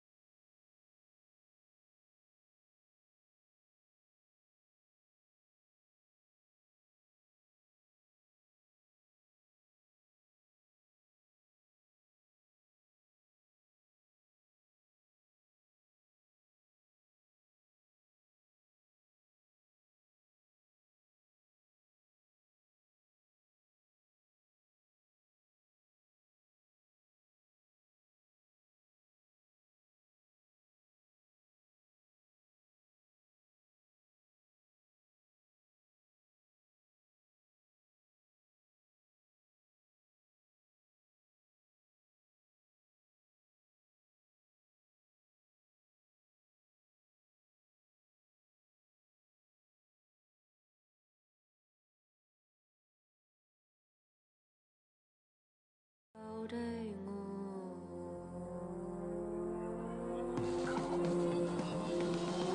cho kênh Ghiền Mì Gõ để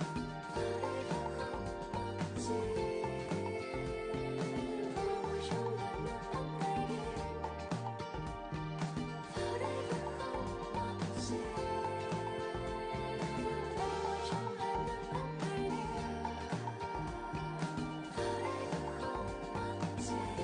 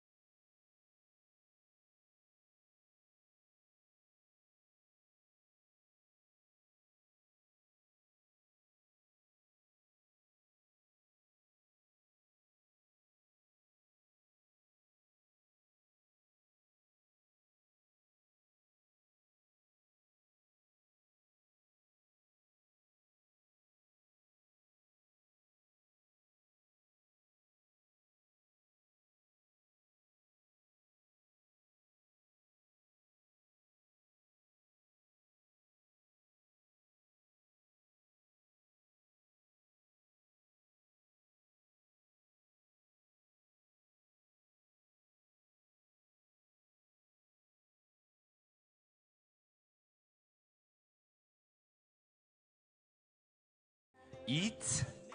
We're going to be breaking out. We're going to be breaking out so we can have more of a conversation here in this circle of chairs. We can call it a round table. Our breakouts, we're going to be combining both of them together. So all of us will just have a chance to go back and forth with one another. We want to encourage you to come and join the circle and be a part of the conversation. Our three facilitators, we'll have a chance to introduce them, are Elena Yin, Brandon Liu, and Hong Ha Huang. And so they're going to be leading the conversation, so you get to hear a little bit about it from them. And then I also want to recognize, where should we go? That we have we're joined by an Eastside Union High School District board member, Jivang Lei, who's here with us now too. Hello, Jivang Lei. Welcome. J. Manuel Herrera is still with us, and we've also got a trustee from the Franklin McKinley School District, Ji Hong Ha, who is going to be one of our facilitators. So thank you all for.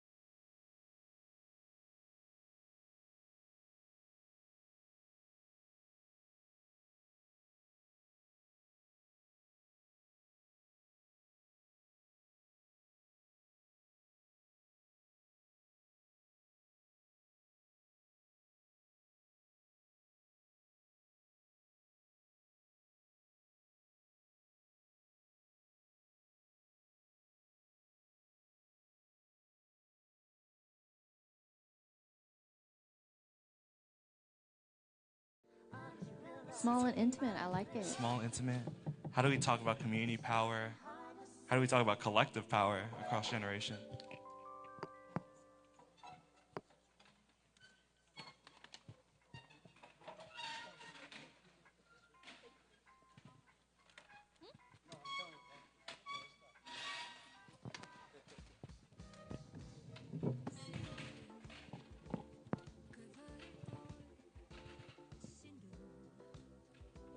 Interpreters, you still good? We might need some of your help for the.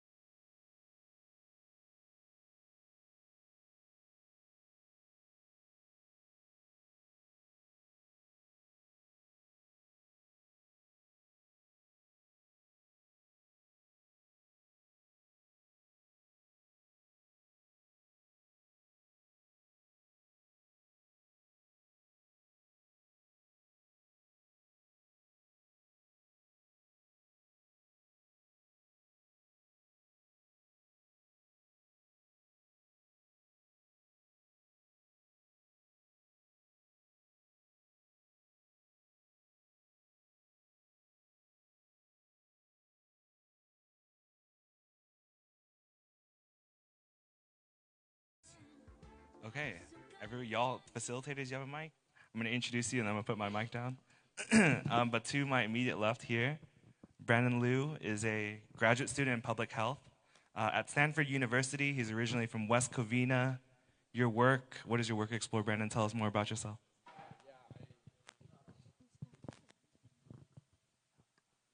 I think I'm good. Okay. Hi, everyone. So thanks, Philip. I am super happy to be here. I study public health, But really, most of my free time is spent just like playing around with the Vietnamese language. I love talking about Vietnamese, being Vietnamese, calling my parents. And I say all this, but my Vietnamese is okay at best. But really just happy to be in a space where people care about being Vietnamese and what it means to come together in what we all know are very hard times. Thanks for that, Brandon. And he's joined by Hong Ha Huang, who is a teacher, activities director, and elected trustee and board clerk with the Franklin McKinley School District. Hi, Hong Ha. Hi, everyone. How's everybody doing? Good. I'm super excited to be here today. I love to be in spaces like this because I think it's really important to bridge between the younger generation and the older generation. Being Vietnamese American, I didn't actually grow up in an area with a lot of Vietnamese people, and I didn't see a lot of Vietnamese leaders in my area. And I think it's really important to encourage everyone to step up, be politically active, civically active, and be a part of the community. So thank you for having me today. Thanks, y'all. And initially, we were going to do 2 different breakouts, but we thought, with the group that we have that's more intimate, we can combine both into one, talk about power building civically, and also how we do that across generations. And we're also joined by Alina Yin, who is a first-generation Cambodian American artist, futurist, and entrepreneur, founder and CEO of the Dreaming Collaborative. What is that, Alina? Tell us more. So the Dreaming Collaborative is a civic organization, and we work at the intersection of culture, technology, and civic life.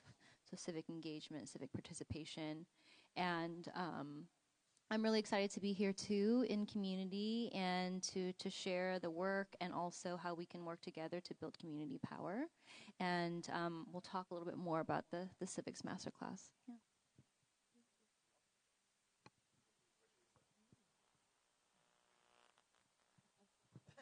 I would love to get to know who's in this space a little bit more. I'd love maybe pass the mic around and see who's in this space with us, share each other, learn a little bit more about each other and our stories.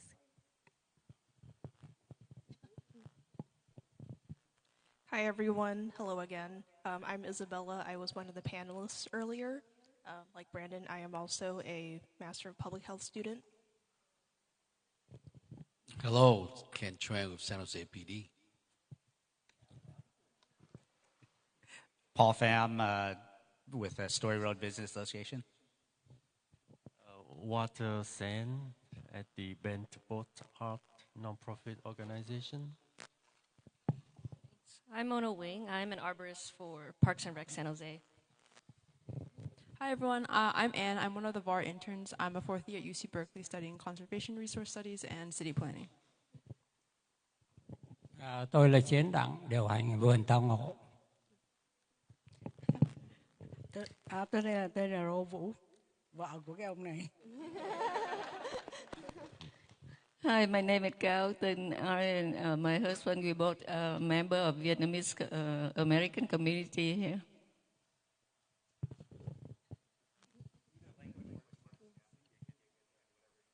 Hi, I'm Victor. I am a software engineer. I'm a volunteer at Vietnamese American organization. Hi, my name is Van Lê, community activist. I've been involved in community for more than 40 years. Probably a lot of you probably know me by name or by my activity or involvement. I'm also on Eastside Union High School Board District, the second senior after my board colleagues, Manuel Herrera. But I think it's very exciting to be here today. Earlier, I have to be at Helio Park. Couldn't be here. I went with David Ngo and Hong Ha. So I joined this afternoon. So hopefully that we can contribute it and listen to everyone. Thank you for the invitation. My name is Manuel, publicly known with my first initial J. Manuel Herrera. I'm a trustee with the Eastside Union High School District and have been on that board longer than most of you in this circle have been alive. This is my 35th year on the board. Hi, my name is Linda. I'm a VAR board member, also work in local government, and thank you again, everybody, for being here and participating. Hi, everyone. My name is Christina Ta. I'm the Assistant Program Manager over at ICANN, another Vietnamese community serving org. with a background also in public health. So great to see you all here. Hello everyone, my name is Elizabeth Raspagdi. I'm an architectural designer for Group 4 Architecture, and we do a lot of public buildings and infrastructure nationwide. Thank you.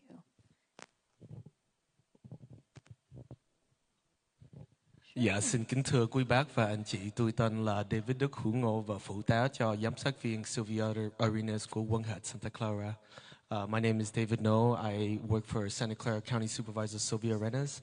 I also sit on the board of the Silicon Valley Asian Pacific American Democratic Club.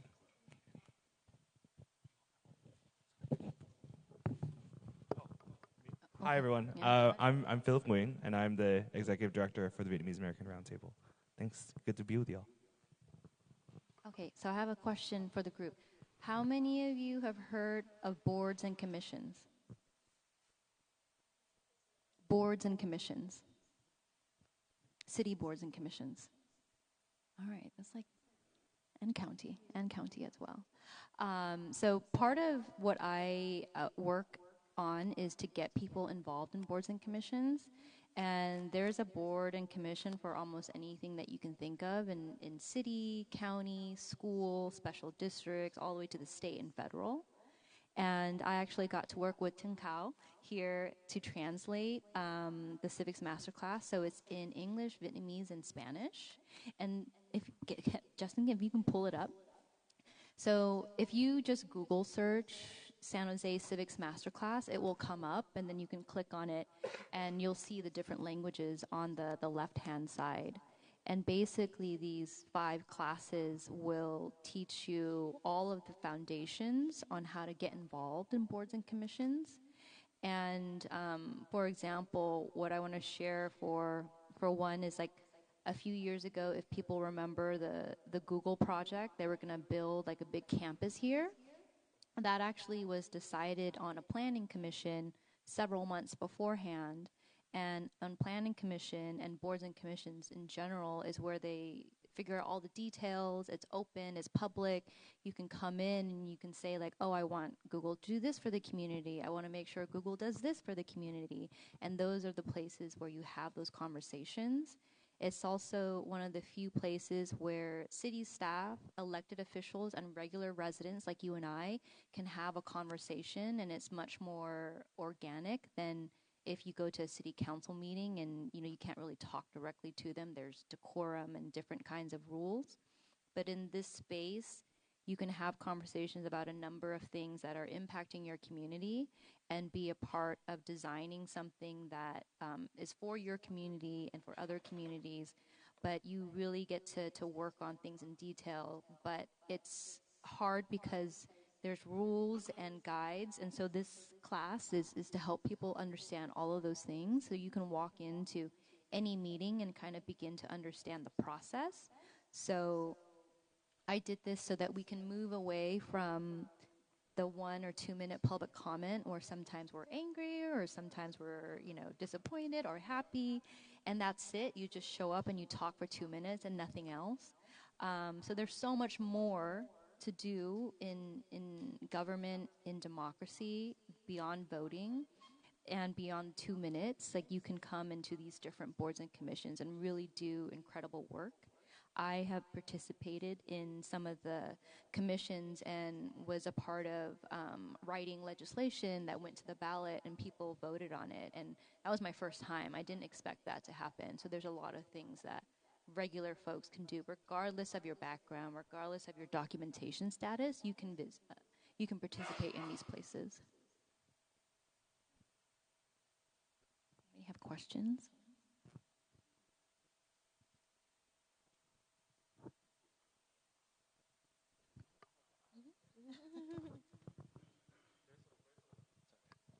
I guess, as being a county staffer, I'm usually on the other end of public comment. How would you introduce like a specific way for people to get more involved in public comment? Because there are so many board agendas in a certain day. Would you say you want someone to get passionate about a specific item, or should they just make their voice heard on important issues in their community? I think finding a place that you're very interested in, whether it's parks or libraries or public safety, there's a commission for each of those. I would encourage people to go to those places because you can have more of a conversation and they can tell you about projects, because most of the time things happen there first and then they will be sent to the Board of Supervisor or to City Council, and then their job is mainly to discuss and vote. But creating what that looks like happens on the boards and commission, and so if like public safety is one, then you can go to those commissions and have a conversation with the commissioner, which is often, it's not an elected official, so it's just a regular person like you or me as well. And I also created this kind of in honor of my parents because I'm the eldest daughter, so I translated a lot. And so I wanted to have something where it's helping the next generation. And I know that, you know, folks are still doing that too.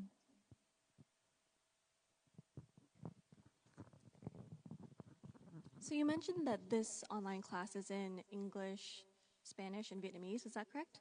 So then what options are there when you actually go to these meetings, especially considering that the language of politics and whatnot, there's so much jargon and very formal English. What support is there for folks who are representative of our community for whom that kind of formal English is not so accessible? So right now, the city provides most of their meetings in English, Spanish, and Vietnamese. The class is also being expanded to 8 languages by the end of the year. And part of it is, I think we're part of the first generation of civic participants that are going to force the city to better accommodate us. And so the more people who show up and request Vietnamese translation, and the more they say, like, that AI is not working, you need to do better, then the city will respond. But if no one's there, there's nothing for the city to respond to and improve on because they're not receiving the feedback. So it's really important for us to show up, even though it's intimidating and it's not accessible. The more we show up, the more they will respond, and I think the more they will get better. Why do we think that people don't get involved in boards, commissions, in this sort of process? I want to pitch that back to our participants too. So glad you mentioned that because it's something I think about honestly all the time, like accessibility and accommodations for folks to be part of these opportunities. I feel like I'm holding the mic way up so high.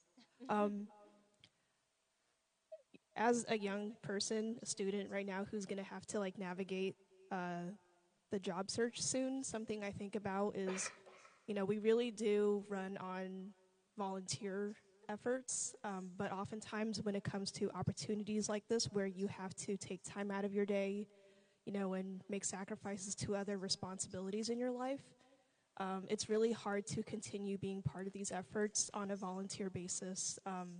And I know with budget challenges, it's not always possible to offer financial compensation. And I know that this is going to be many conversations, but I hope that, you know, in your conversations with officials and people responsible for creating these commissions, that we keep advocating for avenues to try to compensate folks wherever we can in whatever form. So it's not really a question, more so just a thought, a comment. We actually did that, and so now, well, at least in the city of San Jose, they offer compensation, but it's a phased approach. And so with the budget, I think the Youth Commission has compensation, the Planning Commission, there's a handful, and so they're supposed to increase every year until all of them are compensated. And I think also in terms of showing up and making it more accessible, this is like the first step. And also, like a city council meeting is at 1:30 on a Tuesday. People are mostly working. And this system of our government was designed 250 years ago for a certain class of people. And all of the education on how to be a part of the process was done in English for a certain class of people. And then when desegregation happened, they never translated. They never made it more accessible. So it was always like way up here. So we're at the very beginnings of catching up, But part of catching up is showing up and demanding that they do better. And they're getting there, and there's people like me who are like trying to help the process as well. But when it feels like it's really hard, that's completely valid because it was never designed for us in the first place.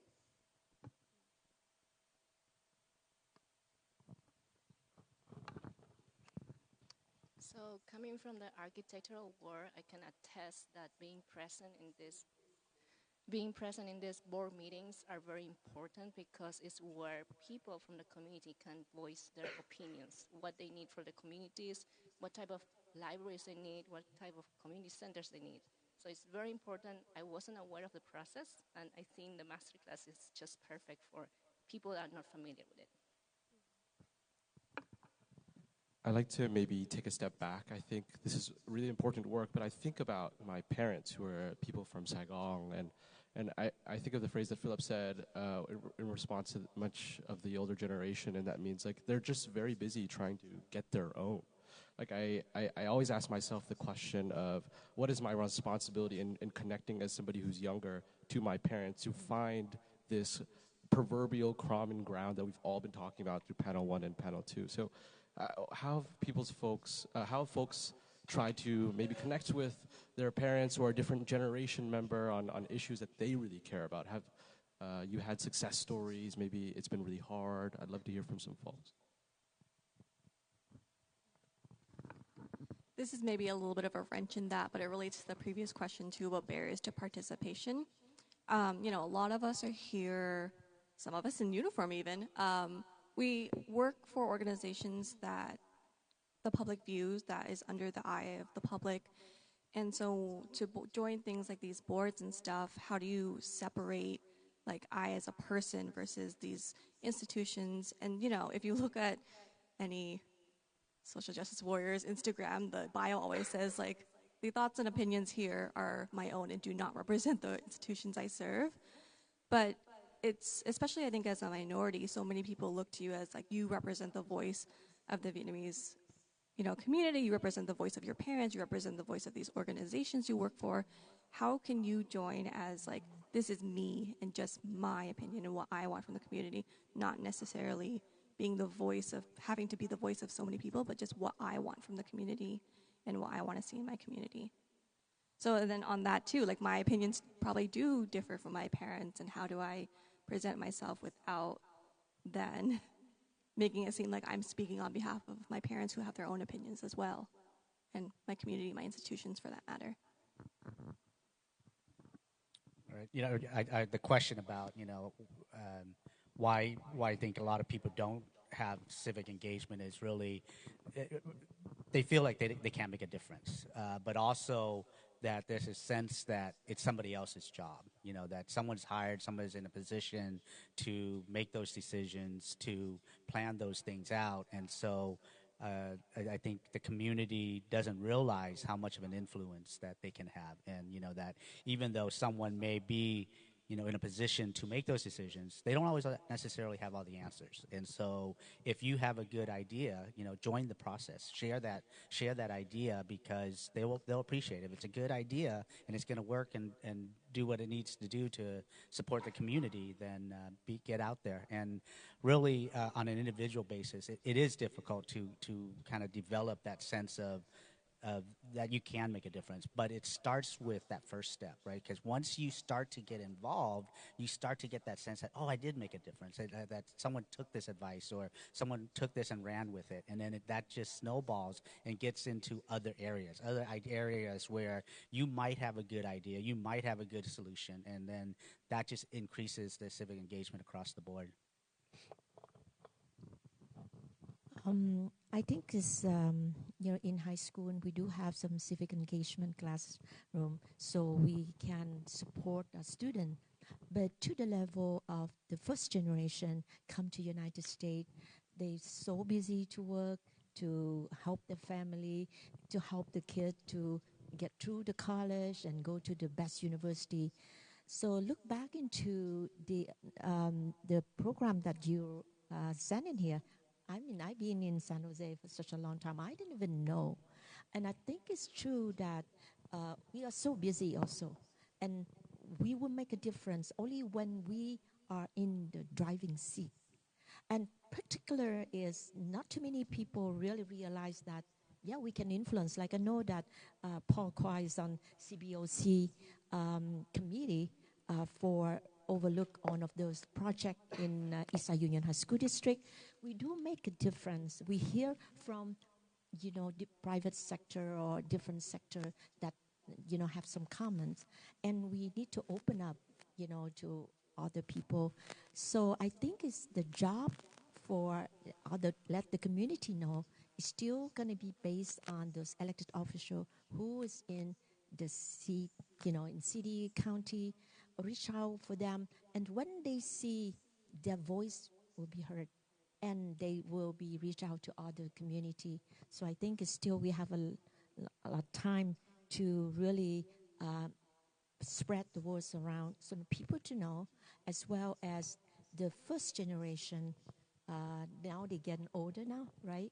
No, 1.5 generation or 2, the second generation. So we take a little bit more time. But I think it still need the, how can we spread the words around about this program, about other people to know in different language. I want to offer a tip, a suggestion that can help narrow down how much time is consumed and yet still give you a voice. The tip is this: any issue that is being handled by a public institution like city government or county, you can go right on up to state and federal, but I'm going to focus locally. Any issue that is being responded to, there's a point person, a staff person, who's the point person in the administration, in the bureaucracy. However big it is, there's 1 or 2 maximum staff people who are on top of that issue for their organization, for the city government. You just need to identify that person. There's ways to do that. And then introduce yourself and say, I want to be informed about this issue. You'll get on a list, for what meetings are coming up. If you want to be briefed on the history of the issue that you're interested in, that's the person to talk to. You'll get a briefing that'll give you an overview, history, current, projected forward, what's happening. All of a sudden, like in 1 meeting or 2, you will be really informed about the thing that you care about. And then they'll tell you, here are the parts of the community that are for this proposal. Here's the part of the community that are opposing what is being proposed. They'll tell you, and then everybody else, it's not their issue. They're kind of neutral. And they can introduce you to those who are for, who would be your allies, and you their allies. They can introduce you to folks that are opposed. If you're curious to talk to any of them in a kind of more personal way, why are you opposing? I mean, you can really fast track your entry into the process without going to public meetings that are scheduled, because a lot of those public meetings are long, they're tedious, they're not necessarily relevant to you and your interest and your time. So that's the suggestion, that's the tip. Councilmember Duan with the City of San Jose District 7. I want to make sure that we understand when you can always reach out to my office, right, if you want to understand about particular issues or policies. My staff will connect you to city staff that you can understand that policy. 2, in order to get involvement, you need to take the first step, right? Either the neighborhood association or apply for a commissioner. Educate yourself. How do you make a difference? And I'm going to tell you, it's just a simple analogy, right? The world's greatest invention started by a simple thought. If you care about an issue, you lead it. You don't have to be elected official. You can be a youth commissioner. You can be planning commissioner. You can be part of a neighborhood association. And you talk about those issues. And you gather the information, and then you bring it up to your council member. And tell us what it is that you want to support or you don't want to support. If you don't reach out to your council member who makes the policies, then we don't know. And it's important that you take those simple steps, right? And every one of us have the same power. Every one of us have the responsibility to help make our community better. And we got to take that first step. Thank you. I'm kind of also, thank you y'all for that. I'm also thinking like, I mean, you know, having like representation in the staffing is important. Both the commissions, the boards, elected officials, the staff. I think like from my standpoint as an organizational leader, you know, we do have the context of the staff and direct, like, you know, our elected officials are to an extent pretty accessible. I think the issue then becomes, and I don't know how we figure this out, but like how do we come to some common ground on issues that we care about? And how do we build coalition, maybe both within the Vietnamese American community and beyond it to advocate for those issues? I feel like that's something that we are still trying to figure out how to work on, right? And I think that also kind of just plays into how polarizing politics has become, right? So I just want to pass that back to y'all as an interjection. In terms of polarizing, what I do love about local government, it's very different. And what I would recommend to answer your question too about like your parents and how to interact with your parents, I think maybe taking the class together and just figuring out and learning together how local government works, because it's so different from state and federal. It's much more accessible. And the boards and commissions, that's where you go figure out how to actually do something. And so like the Vietnamese American Service Center started with community advocacy. And then they, you know, went to public comment and they asked their elected official to do a study on the Vietnamese American community public health. And then when they got the findings back, they're like, oh, there's a lot of health disparities. How do we do this? And they engaged the community again and like, oh, we need our own health center that's culturally responsive to the way we live and how we interact. It's more collective. And now you have a real building that's offering service. And all of that started in boards and commissions and community organizing. And part of that is there's having an idea and then showing up to a committee or board is like, okay, now how do I make that idea happen? And so being able to be in conversation about that. And also the Vietnamese American Service Center isn't just for Vietnamese Americans. It serves multilingual. And it's also healthcare in such a different way. Like when you walk in the building, it's beautiful. It doesn't look like a scary hospital. There's Zumba classes, language classes. It's a community center. And now that's becoming a model for other community members, regardless if they're Vietnamese or not. And so by sharing your lived experience and the Vietnamese American collective way, you're actually improving all of San Jose. And they can learn like, oh, we should build all of our, you know, service centers like this. There should be like a Mexican American service center or African American service center. But the culture is very important because in Cambodian culture, we're very collective. It's not about the individual. It's what you do reflects your parents and family and your community. And so that collectivism was designed into the building, and it couldn't have been that way if we didn't show up and tell them.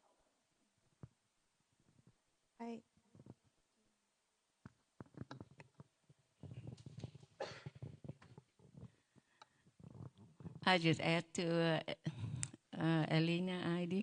If you want your parents, grandparents, or the elders in your organization to understand more about the way the government works, I just recommend what Elena just said, the course, civic master class that have Vietnamese edition too. Yeah, I'm the voice and the Vietnamese voice in that. So after you watch, if you see anything that, you know, in Vietnamese that maybe not appropriate, not correctly, please let us know so we can correct it. And Alina said that She going to do the YouTube, so it's easier to understand. So hopefully, the more Vietnamese, any other people that can watch that video or read that course, we understand more and we participate more. Thank you. Thank you. I will ask one more thing is I think it'll be fun to learn with your parents because it's not about left or right. It's just process. And I can't speak for Vietnam, but for Cambodia, like, we don't have a democracy. Like, you know, they will come to your door and tell you how to vote. Whereas here, not only can you vote, but you can be in the room and says, okay, now I want you to do it this way and add this and add that, which is non-existent in Cambodia at least. And so it's a different freedom that I know my parents did not have. So just them learning about that is probably like a brand new concept of like, oh, we have all of these choices. We can do this. We can talk to our government and tell them we don't like something and we do like something, or have you thought about this? I want to build off of everything that's sort of been said. I love what you're saying about the VASC and how people are using it as models. When I walked into the VASC for the first time, I loved how the architecture sort of told the story of our Vietnamese people and how we are all connected. Being here in San Jose, there's a really large Vietnamese population, and through my time here, I've met a lot of different people and learned more about their stories. Philip, when you mentioned about how do we build coalition, how do we work together in this very polarizing political climate right now, and I think it starts with stories, learning from each other. I recently had the opportunity to talk to my parents and my grandparents about their journey to America and their journey after the fall of Saigon and how they were able to come here and build the life that we have and finding that common ground. Because once we ask each other about our stories, once we learn more about each other, we're able to find out what we care about. And we're all here in community together. So I find that that's a really great way to build the coalition, to build this understanding and the shared purpose. And I think that's also a wonderful way to sort of encourage people to be civically engaged, to work with our community, because we have this shared purpose of how can we move all of our lives forward? How do we make it a much more positive experience for all of us? Is that something that we've had a chance to do? How have we also built coalition with our neighbors and our families?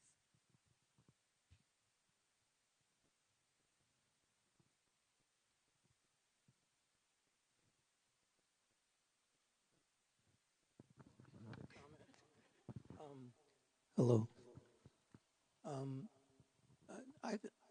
My training is in public policy and public administration, and I've worked with city managers. And a long time ago, I used to be the ombudsman for the city of San Jose, part of the executive management for the city of San Jose. So I have a perspective as one of them, the administration, the policymakers, and so on. And I can tell you that they are always interested in receiving differing perspectives, that they're looking for, well, okay, here's one perspective, here's another one that is not in agreement and differs in that way. And the more outreach they do, or the more the community reaches out to have a voice, they gather more of an understanding of the different ways this issue is viewed, and which one seems to be where the community sentiment is leaning, and so on. So there are actually a lot of administrators in city government and on up are very frustrated that they can't quite, they usually hear from a small group that shows up over and over again, the same individuals. They already can predict what they're going to say, and they know that they just sense that they're not hearing other voices that differ from the insiders who are always there, and so your voice would be so welcomed, as a new voice, as another voice, and just know that the average, administrator for government, local government, really wants to hear from the community as they bring policies forward. Thank you for that. And my office is always open. Every one of you are welcome to go up there anytime. And I operate from 7 o'clock in the morning until 11 o'clock at night. Even on my own personal time, I'd be more than happy to meet with you. But by bringing your concern, you can create groups. You can go to neighborhood association again. You can go to the community, especially the younger people. The bottom line is as the future is in your hands. You guys are the leaders. If we don't support you and we don't hear what you want and what your concern and your needs are, then we don't know how it is to meet those needs. So reach out. It's okay. Don't worry about the title, elected official. I'm just a simple human being trying to make a difference. Talk to me like you're talking to your aunt, your uncle, your brother, your sister. It doesn't matter. Just bring the issue forward. And if it's doable, I'll say yes. If it's not, I'll say no. Or can we collaborate with others to get it done? For example, when I got into the office, I appointed Megan Leung as a youth commissioner. And within a year, she brought up a policy that I was very passionate about, human trafficking. She got a bunch of her classmates, came up a clear plan, and brought it to my office. From there, we got it passed with the unanimous support of the council, with the funding in order to have placards in all city facilities with the 1-800 numbers. If you're being abused, if you're being human trafficking, if you're being wage theft, right? Or you're in some type of slavery, call this number. We can get you help. And from there, not only we can deal with the city property, and we're going to make a policy where we can deal with all businesses within the city of San Jose. And then from there, we go to the county, and then go to the state. And then we're going to make it a federal laws, right? See how powerful that is from a simple, passionate person who want an issues to deal with. And that's just many, many other example. But I just want to make it very clear. You have to take that first step in order to voice and reach out to your elected official. We're here to serve you. We're here to help you. We're here to support you. If I could share something really quick, I think, like, as a former county employee myself, I think, like, at the public health office, I think of local government and county government as on that side, everyone is welcome to receive, like, they are so welcome to hear our voice. I think the question for me, and I think this connects to Hong Ha's point of like maybe starting with the people we are most close to, is how do we generate that buy-in? Like, there's the boards and commissions, there's so many great ways involved. The translation services are there, right? But how do I get my people, my aunts, my uncles, my dad, my mom, who to have trust in the system? First of all, like, one is, how do we spread the word? And I do think it does start with connecting with the stories of our parents. But how do we get their buy-in into the system that is so ready to receive them?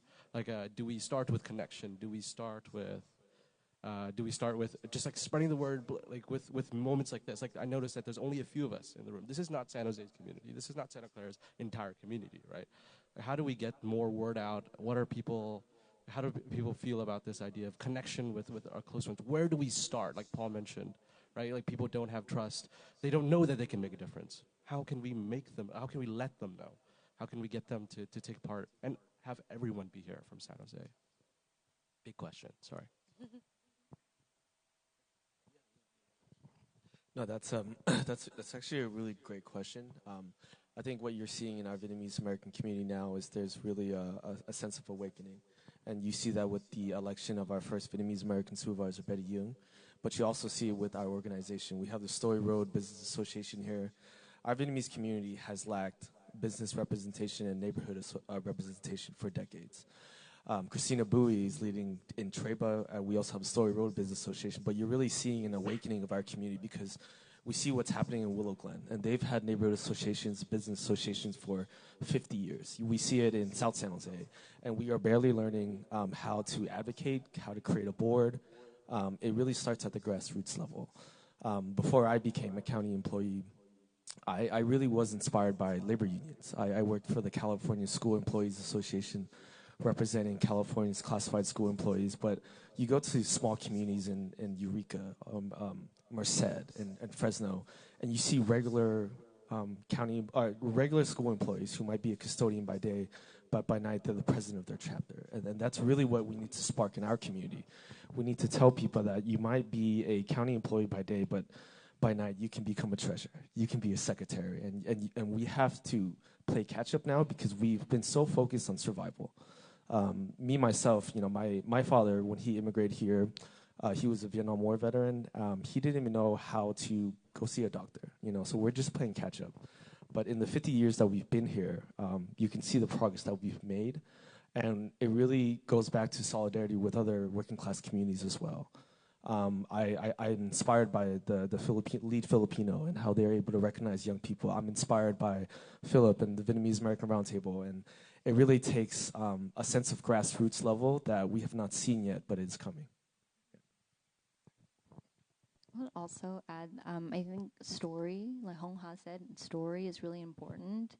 And maybe translating and retelling the story of the Basque from the very beginning and and showing them, like, this is what happened when you participate. This building exists because of you. And it's for the community. And you can have more than just one building. And in the conversation earlier when I walked in, they were talking about how the Vietnamese community is being left out of the Super Bowl plans. Part of that is, with the business association, I think one thing I've seen cities respond to is data. So collecting the data of like all of the contributions the Vietnamese community has done for the last 50 years in San Jose. Like we're contributing tax dollars, we're contributing growth, and there should be an investment in sharing about the Vietnamese community during the Super Bowl. Like where to find the best pho, where to go get your nails done, where to do all these things. And there's so much to explore on the east side. And part of that is like taking probably all the things you already know and maybe putting it in a report and then giving it to our council member so that he can take it to council and say, like, this is the proof that we need to invest in East Side to make sure that they're not left out, because it's millions and millions of dollars that could be flowing into our communities that will then fund schools and all of these things. And also the class is 5 classes. So the first one is Government 101. The second one is Parliamentary Procedures, which sounds very scary, but it's the rules of how a council member or an elected official have to conduct themselves when they're in a public meeting and how to make decisions.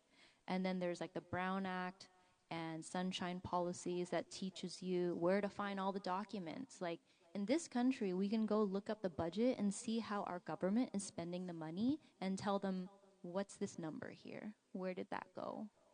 We don't have that in I don't think in Vietnam or in Cambodia. And then we have policy research and writing. So the class will teach you how to put together a policy or a program and give it to your elected officials. Like, this is what I want in my neighborhood.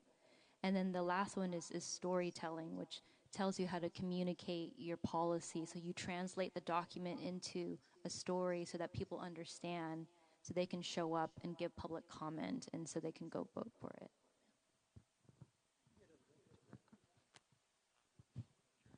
They'll share it, but you can just Google San Jose Civics Masterclass. It will pop up right on top, and then it will take you to the city's website, and then you can access the different languages there.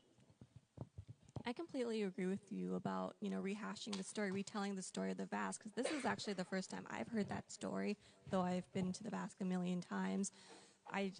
You kind of look at it and you just assume someone at the county decided to open this building. And same thing with those flyers. I've seen plenty of those, they're posted on the inside of women's bathroom stalls and whatnot. But again, I just assumed there was someone cool at the city who decided to do that. I didn't know that started with our community. So my thinking is kind of like when we have these community events, as much as I love seeing y'all elected officials and representatives at those events tabling, bring someone who is part of that effort so that they can talk to the families and say, I did this, I was part of this, because otherwise the only thing that I can see is like, oh, just vote for the right people. But those elections aren't always and has to come from somewhere. So I would really encourage to not only send your elected officials or your reps, but also someone from the community who genuinely played a role in those efforts so they can see it's a real person just like me and you who made that happen.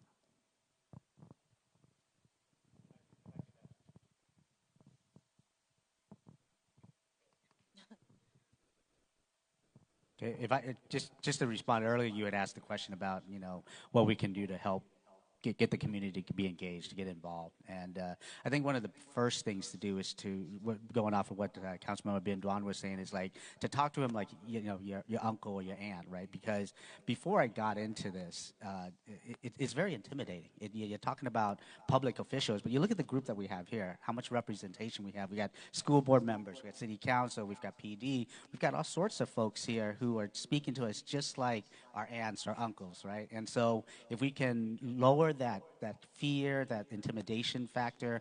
I mean, I've got Bien Duan on speed dial. He calls me, I call him. We talk about Story Road all the time. Ken here, I mean, him and I, we chat. We come up with ideas on how to make Story Road more safe and what we can do in terms of just the city as a whole and getting the message out there of the work that they're doing. It's not intimidating once you get there. Like I remember just over a year ago, to me it was intimidating. Like talking to Bien Duan was pretty scary, but nowadays, it's nothing. Right? It's that kind of thing. It's just getting over that fear that will help to get people engaged. Right? That these are not super high officials who are sitting on their throne somewhere. Where they're out of reach with reality. Okay, so I think getting that message out there will help to increase engagement. So. Beside the barrier that Paul have just said, I have an idea about how to generate the people to come to your class, to make a fly up the class, and then I think you have put the tippen to participate in the class, and then they will participate. I have a story too. I have an animation class. And not many participants show up, and so I put a tippen on the flyer and say, anyone who come to the class participate 20 times.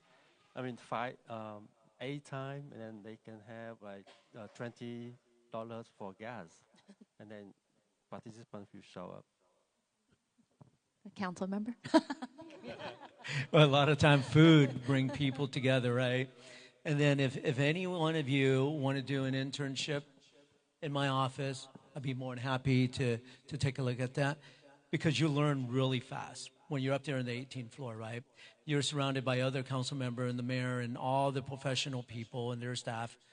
We put in policy together. We amend policy. We're looking at the budget. We're looking at everything that you could think of, from a simple services to what public safety, how do we deal with our homelessness, how do we build housing.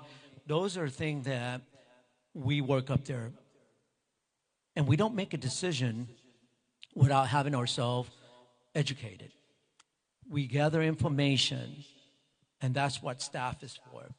Gather information from professionals, from experts, from our community to make sure we have an input when we have a voice. Because without input, we will not have a voice. And when we don't come together, we won't have a voice. And I'm so glad this new generation that you guys want to involve. You guys are going to be the catalyst that change this whole dynamic in our community. And we're not talking about just the Vietnamese community. We're talking about Asian community as a whole. There's 400,000 Asian American right here in the city of San Jose. And it's a travesty that I'm the one that represent you, right? We need more representation up there. Economically, we're fantastic. Education, we're off the hook. But in reality, in policy making, We're terrible at. There's only one of me. The old saying is either you become a policymaker or you become a policy follower. And a lot of our community always look at the valedictorian. Right here in Yerba Buena High School, right? There's 20 position valedictorian and there's 18 Vietnamese. But we forgot that every single year, there's 400 kids in the Eastside Union High School District fell out of high school. That's unacceptable. We want to make sure that we fight for the funding, the program to support those kids just as much as those valedictorian. And when we talk about equity, we talk about being kind and compassionate. We need to continue to have a strong voice, not only for ourselves, but the community as a whole. I'm kind of reflecting on now is that this is like the end of the 50th, and we've seen each other throughout the course of the year. It's been the 50th anniversary. We know this. I think we know that Vietnamese Americans are people whose histories have been suppressed and obscured and erased and invisibilized. Coming from South Vietnam or Southeast Asia to the United States, I think that also we are still struggling to tell our stories as a Vietnamese American community here in the United States. For one reason or another, because there is the silence that exists hand in hand with the sacrifice that our parents in the first generation made, whether that's a fear or this feeling that our voices won't matter, either in a personal storytelling, like not feeling like our stories are going to be told to us, or if they matter in the sense of like us going on to become tech billionaires or CEOs or AI or whatever it is, right? Or even in this like the civic project that is the United States. And I think that I'm trying to wrap my head around that connection, right? Like, how is it that we continue, like, that we tell our story, acknowledging all that there are stories that have not yet been told, and pave our own path? Earlier on the panels, like, we talked about the shooting and killing of Jung Thi Bích Cao in 2003, right? And I think that is as much about Vietnamese American history as the 200,000, the millions of boat people that came from South Vietnam and parts of Southeast Asia to make their way to the United States, right? So I'm wondering, as like a younger generation, and for my peers, like, how do we make sense of that, and how do we channel that into something that reaches back to connect to the first generation, who are, we know, passing, who have really paved the way for us to be where we are now, but then also to mobilize and to invigorate a younger generation who,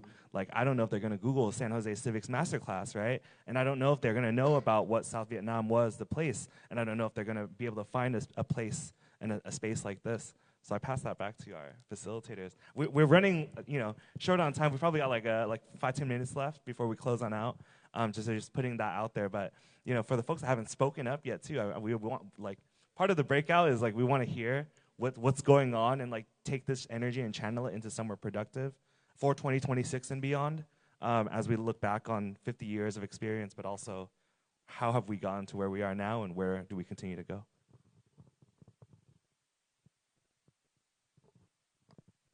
I think one big part of that question for me, Philip, and this is something I've been exploring. I'm only 24, so I'm very young, so I'm very happy to consider myself your peer, Philip.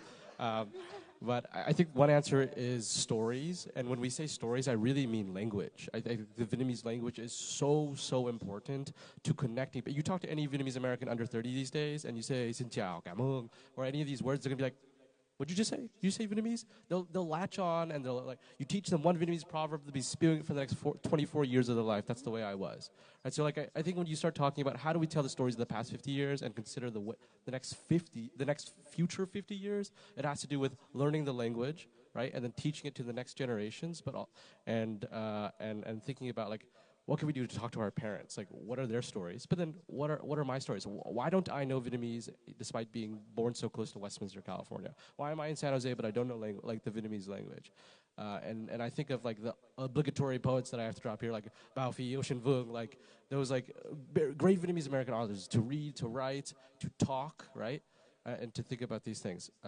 But language is so important. That's my take, but I'll leave it to you to add some input on that. And too. one Sorry. thing to add, I was like, you're like connecting with your parents, but also with your community elders too. Like I'm over here speaking in Vietglish with the community elders, hoping that an interpreter is going to pick up on it, right? But I think like having that open conversation. I think one thing that Koten shared earlier is with the master class, right?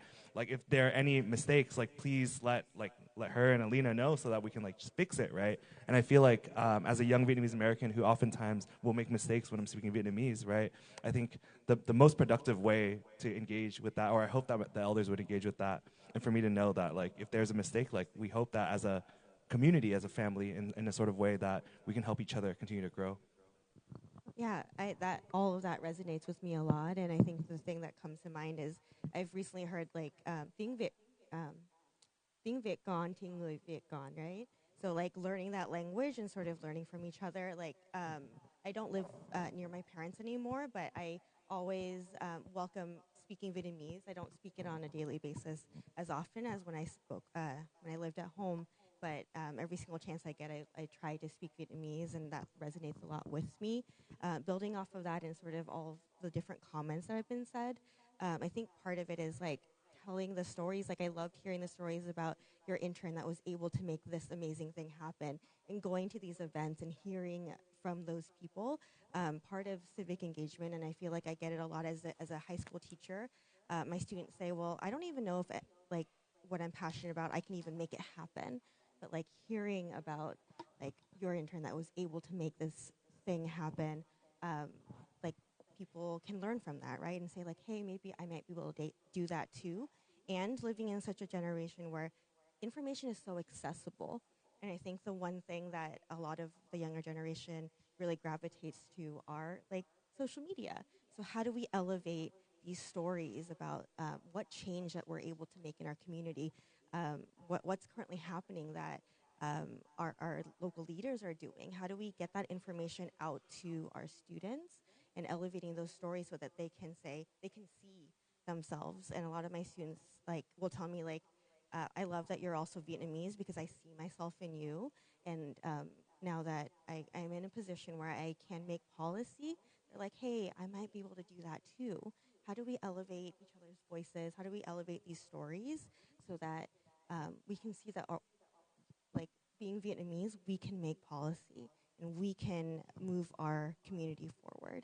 And I think part of that might be through social media. Part of that is just sharing these stories and disseminating that to people so people can see we can make a difference. Yeah, I know Megan Long too. You should be so proud of her. She's at Stanford now.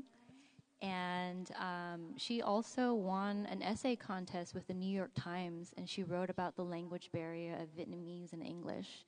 You can go read it. I don't know, does the Vietnamese community here have a film festival? Film festival.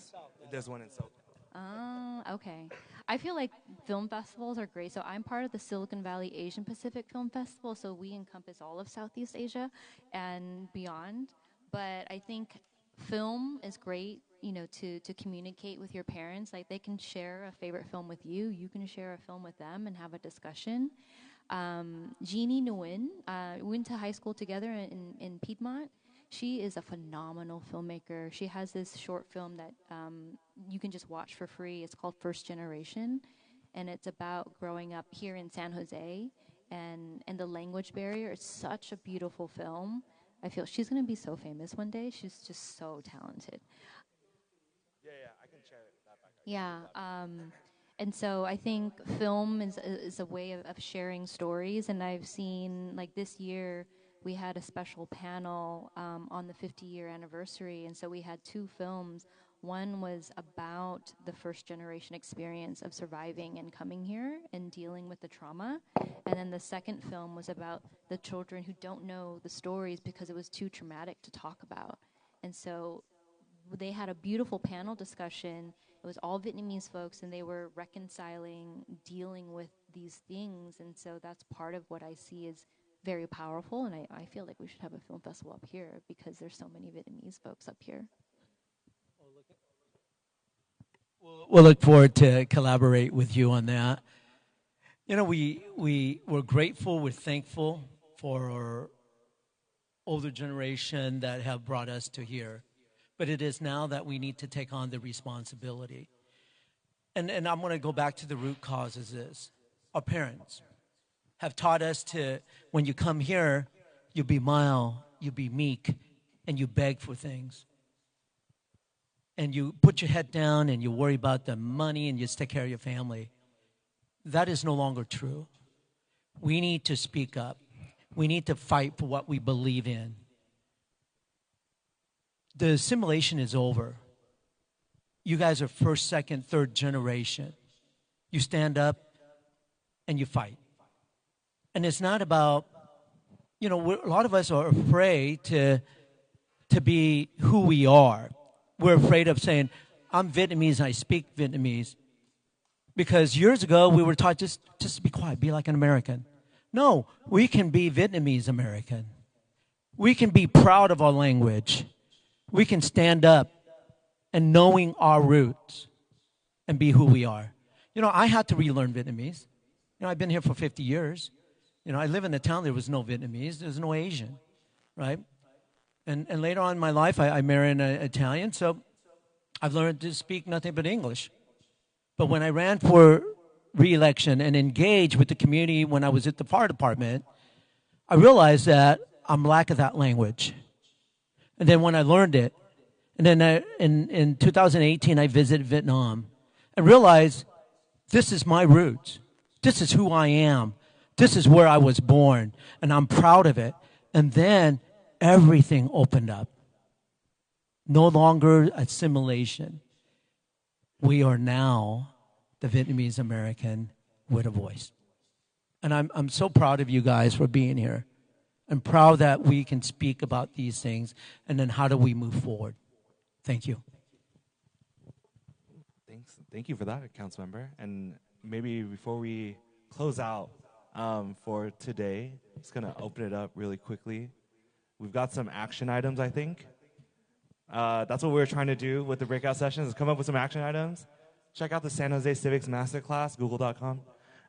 We'll send it out if you RSVP to the event, and then if you're on our community VARS mailing list and on our social media, we'll share it out. We're still live streaming, so hi, live audience, and to the recording. We're going to put this, hopefully we recorded the interpretation, so we're going to try and turn it into a segment on VAR on Air, which is our radio segment. It'll be live on YouTube and Facebook, on our Facebook page, or on our social media pages. We'll do a report back out. Everyone should register to vote. We have a special election coming up. If you haven't already, we have you should have received your ballot. There are ballot drop-off centers around San Jose that you can that you can find. What else do we got? We are going to try and do this more often. Hold space like this, panel discussions, work with our partners, work with our local government to be able to hold more roundtables where we can talk to each other. What's up, Mona? Action items? I have an action item. Give me one, yeah. Yeah, I love the idea of boards and commissions and really learning about how to get involved locally. But for me personally, I'm really big on everyday things that you can do. Like at a walk in the park, we have an app called 311 that if you see something broken in your parks, specifically that's my department, or trees or anything on your street, please report it to 311. The city is understaffed and largely complaint-based. And I get so upset. I keep getting sent to the west side of San Jose, like the people that already have a lot of trees. And I'm just waiting to go to the east side where I live. And usually if you report one tree, I'll check out the whole park. The whole park gets done. So just everyday items, like anything, a broken branch. You can send it to any email. It'll get sent to someone. And really send it every day. The more you send it, the quicker it gets done. Like, we love Karens at the city. I do. We need everyone here. Please report anything you see on the street, because that's how change gets done in the city. Yeah, thank you for that, Mona. 311. Captain Ken's number is 408. I'm just kidding. If you see anything going on in their communities. But we do have a 408 number for the Rapid Response Network, too. Because, it's not lost on us that as we're here gathering, that there are people that are at risk of being detained indefinitely and deported unjustly. And so with the Rapid Response Number, we can help keep each other safe and accountable. We'll also share the contact information. I mean, hopefully you've had a chance to connect with each other of all the folks that we've been able to hear from for today. Thank you to our breakout group facilitators, Brandon, Hong Ha, and Alina, for joining us. And then thank you also to our wonderful Vietnamese language interpreters, Dylan and team, Eric. And thank you so much for making sure that our event is accessible. We'll definitely be working with you soon. And then to all the behind-the-scenes VAR staff who don't want to be seen, and Hong and Justin, Tao, who put this event together. Thank y'all. If y'all can give them a round.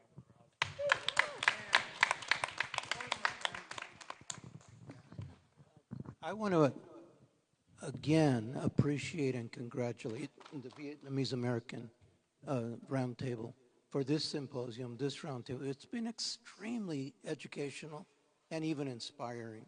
So keep up the good work. Thank you. Thank you.